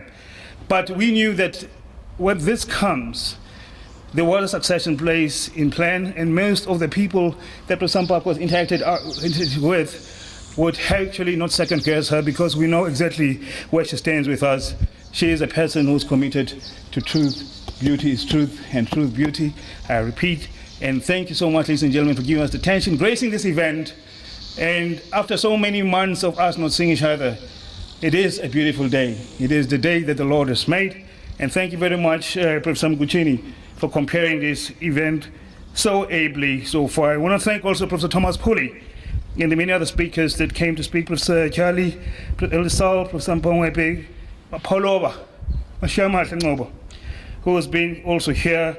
And I'm grateful that I'm going to make this not just a farewell, but an exhibition of the best of our scholarly traditions, such as have been pursued and showcased by our celebrant, Don Bentley, Professor Nombe Mpako. Thank you very much and enjoy the event. Thank you so much.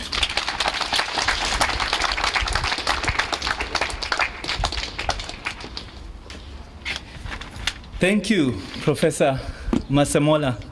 Thou hast spoken. As folks, for those of you who don't know, he's a professor in English, a very difficult man to take out to events that are non-professorial because he will extract vocabulary that leaves the rest of your company wondering whether he was talking about them, at them, whatever else them is involved. But like all of us who have come through the school of Genesis, he operates at every single possible level. But I thank you for the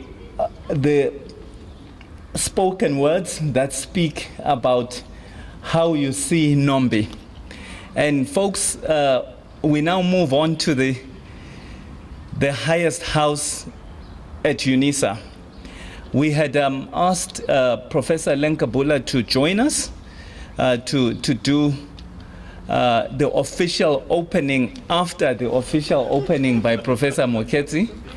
And she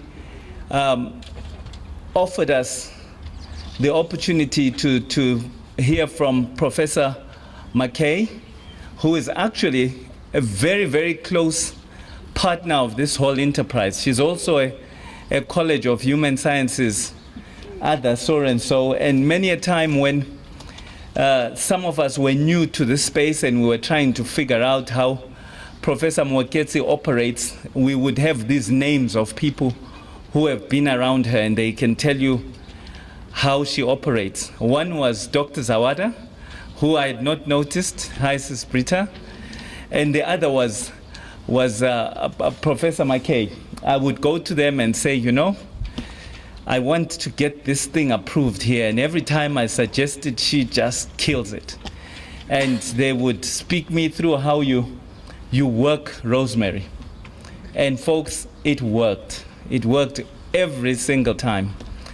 But over the course of time, UNISA has kind of acknowledged the thinkers that were born out of this thinking space. And one of those thinkers and very, very total human being is Professor McKay. And I say total, folks, because if you meet her on a day when we're not doing professor things, you really would not be you would not think she's a stuck-up professor. She just operates like your sister from wherever. And I call her Sis V, because she, every time when she tells you off, it just feels like it has good intention somewhere, somehow. So I think the turn of events that allows you to speak today is actually meant to be. This is very much like a wedding. I've been saying that only the people who plan the wedding know exactly what was meant to happen, and everybody else just enjoys the show. So Professor McKay, I would like you to come and share a few words as yourself and also as a representative of the Office of the Vice Chancellor and Principal of UNISA. Thank you.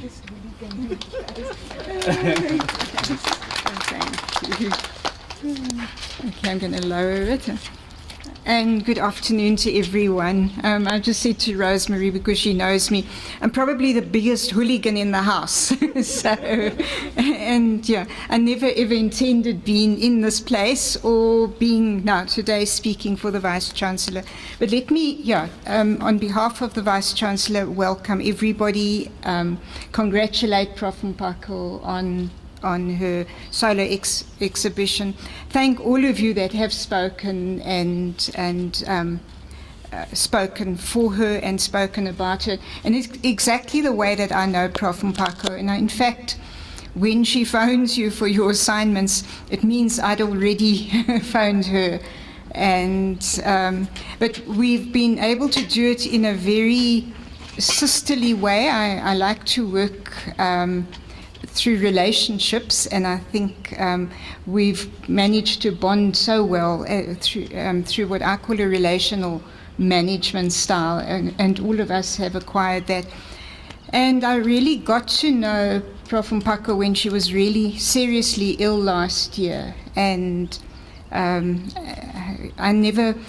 knew she was a fighter, but I didn't think she would end up with an exhibition. And I didn't think you were ready to retire, Prof. Mpako Nombi. That I didn't think. And so, let us celebrate with her today the opening of her visual autobiography, of expressions of pain, of trauma, of joy, and of creativity. And let us celebrate her team. I think it's such an important milestone for the university, for the College of Human Sciences, for your school, and in particular for art and music to have this ongoing exhibition. So when Tennyson said to me, "You're going to stand in," I said, "No, I want to rest today." But actually I did have a wonderful rest, and I was able to savor the moment. And Prof. Rosemary, we often talk about you, and this last week I opened a transformation and a decoloniality workshop where I mentioned you specifically, saying that more than a decade ago you put us on this path, and including me. Rosemary knows me as a hooligan, but Rosemary did guide all of us, and I think to a large extent the trajectory that the university has taken were the first steps, and very big steps were taken by you. So let me congratulate Prof. Mpako, and we look forward to going into the gallery to see the exhibition. Thank you, everyone, and enjoy the afternoon.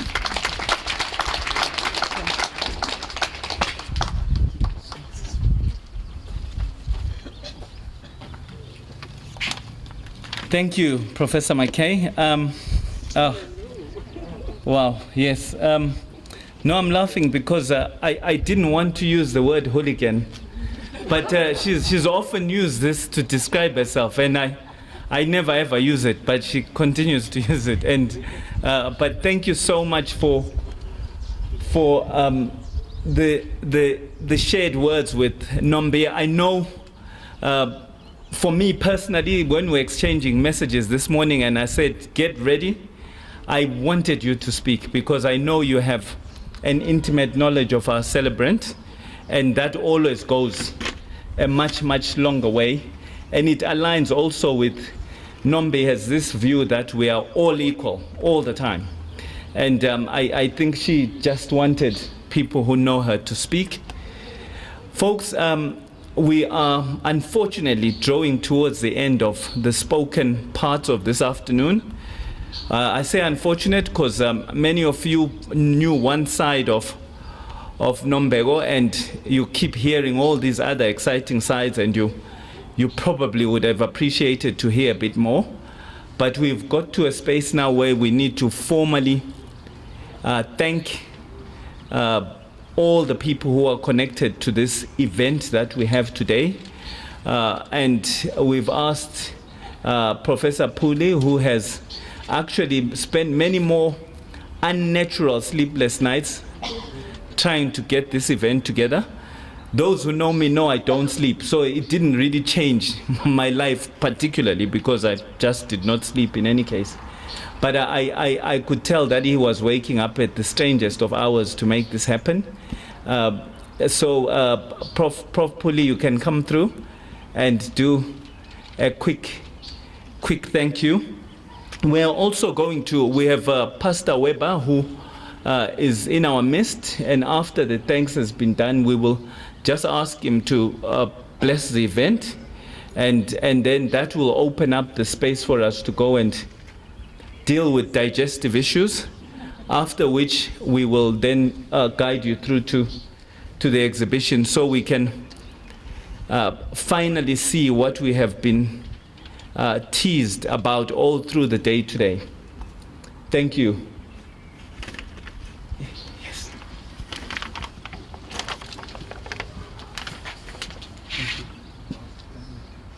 Oh, yes, okay. Yeah, after you speak, yeah.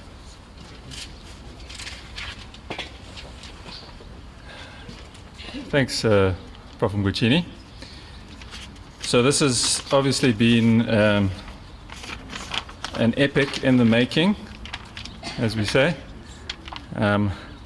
So I'd just like to thank a few people who behind the scenes have played a really important role, starting with the UNISA Art Gallery.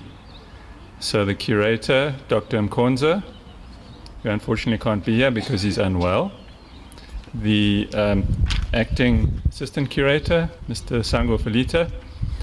I'd also like to thank Tsekofatso Sioka, who is our events and marketing officer.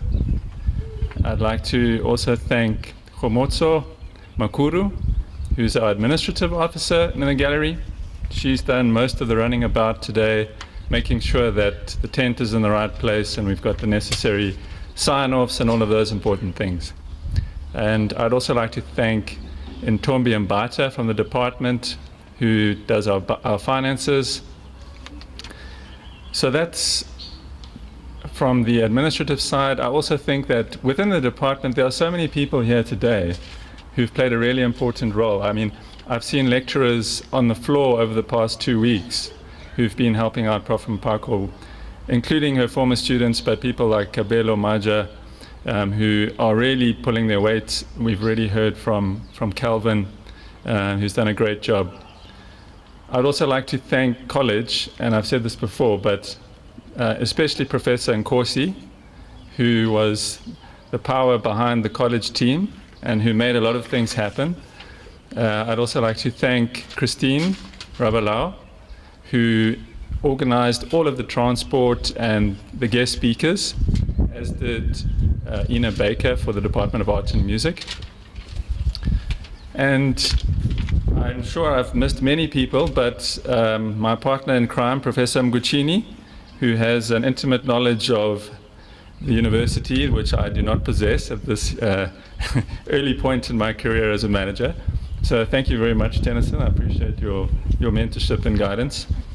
And finally, thanks to Professor Mpako, who really made this happen, who had a vision, who brought it to us as the gallery committee. I don't think any of us had an inkling of the size and scope and the vision that she had, but I think that may be true of many things that she does, which start as a twinkling and become something really impressive. So thank you, colleagues. Now also I'd like to offer the opportunity to Prof. Mpako's family, and in particular I'd like to invite Dr. Tembeka Mpako Ntusi, her older sister, to address us. Thank you.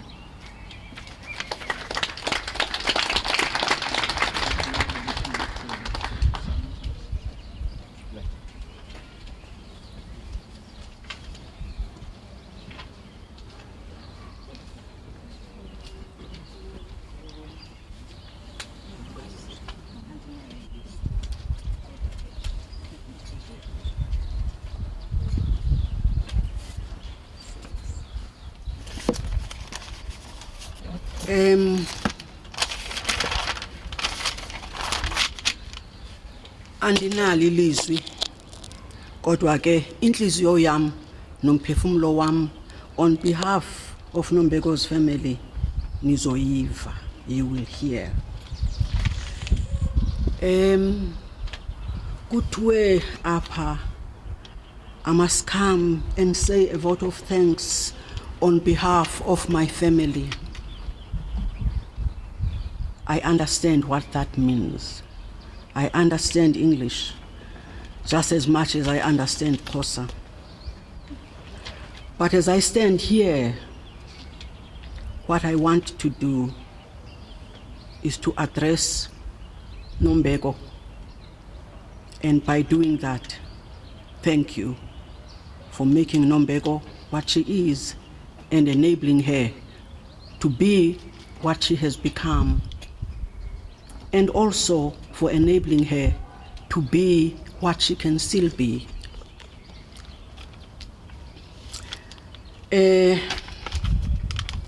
Dadele, allow the universe to celebrate your uniqueness. When most women asked, what can I get from life? You asked, what can I give to this life? When the storms of life bashed your ego, you said, I have 7 lives, and I will live them all in this one life.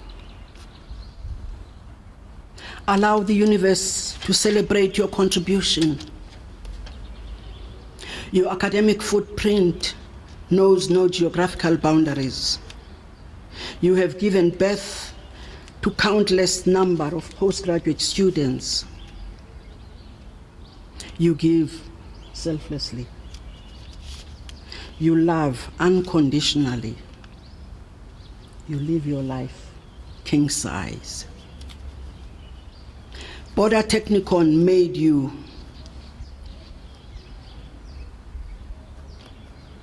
WSU broke you down. But UNISA harvested the fruits of your diligence. You used your brokenness, your woundedness as tools to heal others, like Gwen here.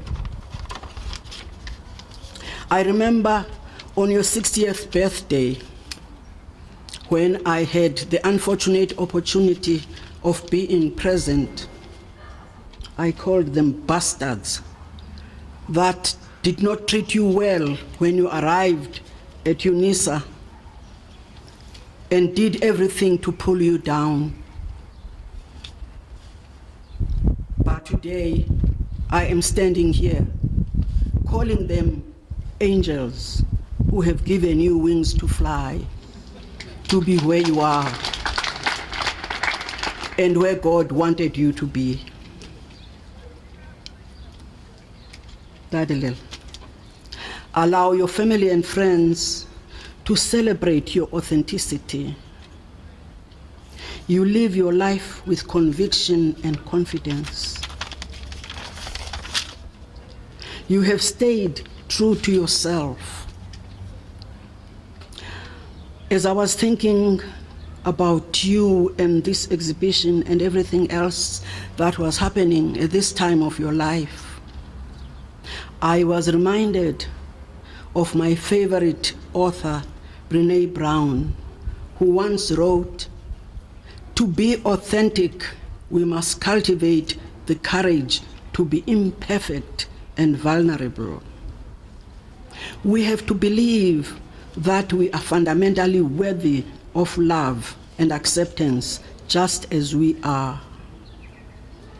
I have learned that there's no better way to invite more grace in our lives than mindfully practicing authenticity, which you have done so profoundly. Allow the universe to celebrate the unique, authentic, wounded soul that has given to life much more than expected. You are leaving a legacy of your 7 lives that you have lived in one life. But this legacy will go over generations and generations. I was just thinking about how I have never seen Michelangelo. I have never seen all the Van Goghs and the other artists, but I'm quite familiar with their work because this is the legacy they have left behind. And when Nombeko is no more, the legacy of her artwork will go through generations, and they will know that there was a person called Nombeko Mpako who was an artist by choice. As I thank you, the congregation that is here today, that has taken the time off everything to be with Nombeko on this day that she has decided to run around naked in front of all of us with her life. I have one question for all of you.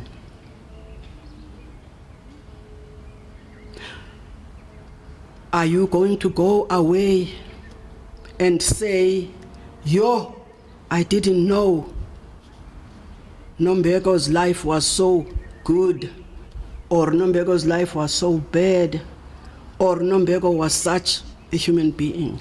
Are you going to go away with that feeling? Or are you going to go away and say, when Nombeko was angry, her anger pushed her to more achievements? When Nombeko was sad, her sadness helped her to achieve more. When Nombeko was insecure as a woman, as a single parent, what did she do? Her insecurity made her achieve more. What is your anger going to help you to achieve? What is your insecurity going to help you to achieve better and more? What is your own fear of what people would think about me would help you to achieve more? It is not what Nombeko has done that matters, but it is what you will do because you have seen Nombeko's exhibition today. When the lockdown started last year, Nombeko was challenged with a health condition. She was diagnosed with cancer of the pancreas, which happened to be a wrong diagnosis by a doctor. But Nombeko went through that process, and if she hadn't gone through that process, this exhibition wouldn't be here today. Because during that time, she had to take her mind away from her academic work. She had to take her mind away from her responsibilities as a supervisor, as a mother, as whatever. And she sat there with herself. And she did a lot of mind searching. And she asked the question, before I die, what is the last thing that I would like to do with my life? And I remember when she was tossing and turning on that bed, she said to me, I have always had a dream of a solo exhibition. And now that I am lying on this bed, I am planning it. I have listed the things I'm going to do. And when I go back, I am going to implement my plan. If Nombeko was not wrongly diagnosed, if Nombeko hadn't gone through that major surgery, this exhibition wouldn't be here. What is your challenge that's going to make you achieve more? What is your challenge that is going to propel you and inspire you to do those things that you have always wanted to do? What is the woundedness? What is the weakness that is going to make you leave behind a legacy that humankind will be proud of. Don't look at me and my cutthroat and my hoarse voice and say, what happened to her? Look at yourself and say, what would happen to me that I could do that is still meaningful even when I don't have my voice? I want to say, thank you very much for supporting Nombeko. I want to say, thank you very much for being here. I am not protocol observed, but I want to thank the UNISA executive management for giving Nombeko this opportunity. I want to thank Nombeko's colleagues who believed in her. I want to thank Nombeko's A-team and whatever else she calls those people who worked day and night with her. I also just want to thank the speakers for this program today and the colleagues who are still going to give lectures during the course of this month. But I also want to thank my program director here. He kept on rubbing me on the wrong side by praising Nombeko for all the things she has done. And I kept on saying, we are not here to praise Nombeko. We are here to let the world see what they can do with their lives. Even if you have one life, even if you have 7 lives, live it to the full. As Nombeko has said, this is your life. You live it yourself. But the way you live it, you must make sure that you leave behind something that make us say God had a purpose when God created that one person. Finally, I just want to thank God for granting Nombeko her wish and her heart's desire. And as the program director has said here, we also thank God for this beautiful day. And we believe that what Nombeko has done today is a little step for Nombeko. But probably it is a big step for UNITSA, because the people who are here today have a ruler to measure their productivity by.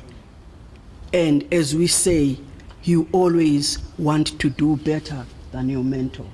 You always want to do better than your teacher. So this is just a little step, but everybody who is here today is expected to climb on that step and go further and go higher and go better. Must go to get that level. Must get us go to Gantomkabao. Ukude kugovana phansi kwentaba enomqala. Kodwa namhlanje uwashukumisile amathambo kaDlakazi. Namhlanje uwashukumisile amathambo kaWilly, uwashukumisile amathambo kaBenjamin. Masigide sigodu kaNtomkabao. Ekhaya kukugovana phansi kwentaba enomqala.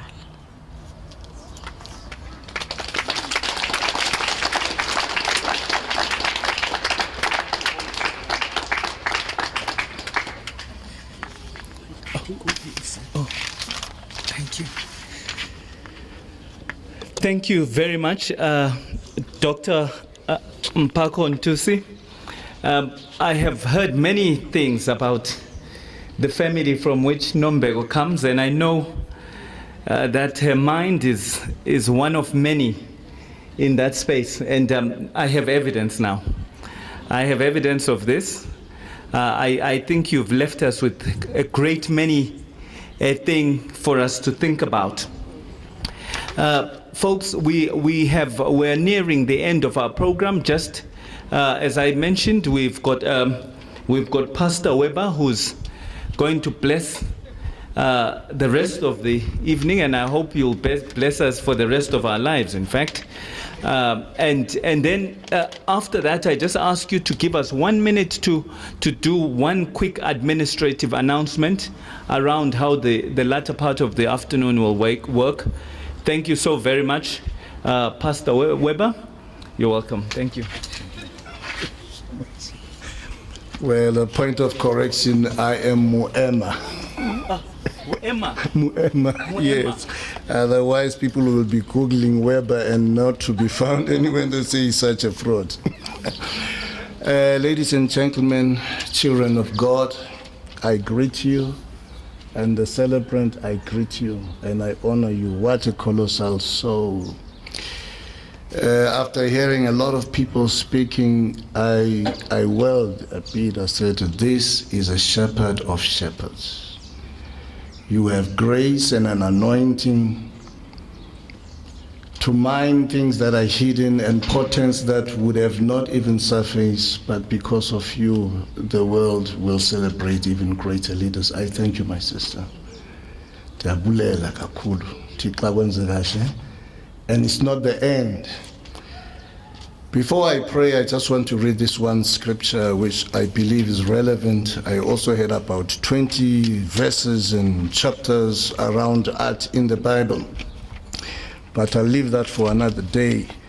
Here is a scripture by a great Solomon, a great leader, a man of incomparable wisdom in the history of humanity. Ecclesiastes 3:11, he says, he has made everything beautiful in its time. From 1998, you had a dream, and this is the time, and it's beautiful. For that we thank God. And lastly, Romans says, when God gives gifts, they are without repentance, and he will never allow anyone to stray from the path of their gifts. Those who've been doubting their gifts and doubting what God has laid in their hearts, I believe Professor Mpago is pushing you very hard to say, I cannot die without unfolding my glory, because every one of you is very special and every one of you is glorious. No one is a mistake. Your path that you have taken is not by default. It's how God wanted it, because God wants you to be the very best in your life. Can we stand so we can pray? Am I allowed to sing my mother's song? Kubo bonke wotiko agakho onje ngawe kubai nebazakhe zimingu naphakate. One more time. Kubobo keotiko agekho onjengaye okubayi nebazakhe zimingu naphakate. Eternal Father, we thank you. Gracious and merciful Father, we glorify you for this great occasion. You who knows the end before the beginning, is not a surprise that we are gathered together and congregated in this manner to celebrate our beloved sister. You knew before and anointed her for this purpose and for this time such as this. Bless, Lord, everyone under the sound of my voice in their different trajectories. Give them grace to finish. And those who are nearing finish, give them grace to finish strong and powerful. May they leave footprints that will echo from generation to generation and inspire others to be and to be self-actualized and to move in confidence that you have given to everyone. As you say, thou, O Lord, you are a shield above me, you are my glory, you are the lifter of my head. May everyone's head be lifted as you continue to bless and anoint them, to speak into their lives and speak glorious things. And Lord, give them the confidence to run their race without tiring. We pray for all of this in the name of Jesus. And everyone who believes in this prayer, say together with me, Amen. Thank you, everyone. Be blessed.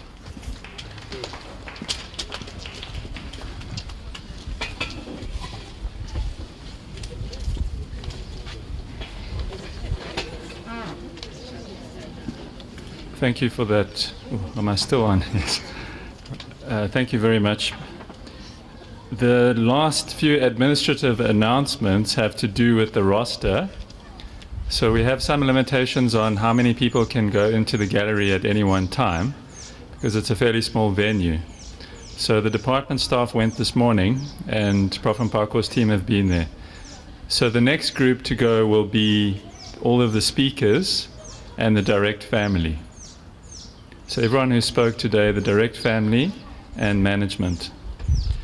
And that same group is also requested for a photo opportunity on the stairs, right next to Khorong here, followed by Prof. Mpako's team, followed by the UNISA staff in the department. So there are two things. There's the roster, and then there's the photographs.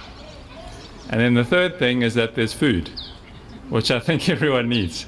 So if you'd like a drink and something to eat, it's directly behind the tent. And yeah, so if there are any questions, please come and approach me or approach one of the team and we can direct you. Especially because we need to make sure that we don't have too many people in the gallery. Thank you very much.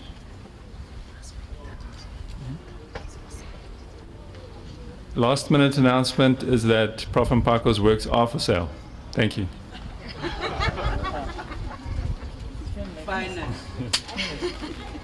Thank you, colleagues, and please enjoy the rest of the afternoon.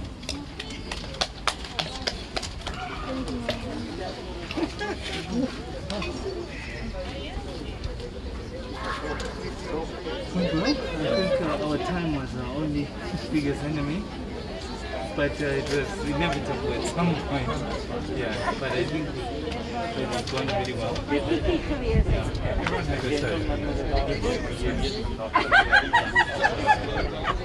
there is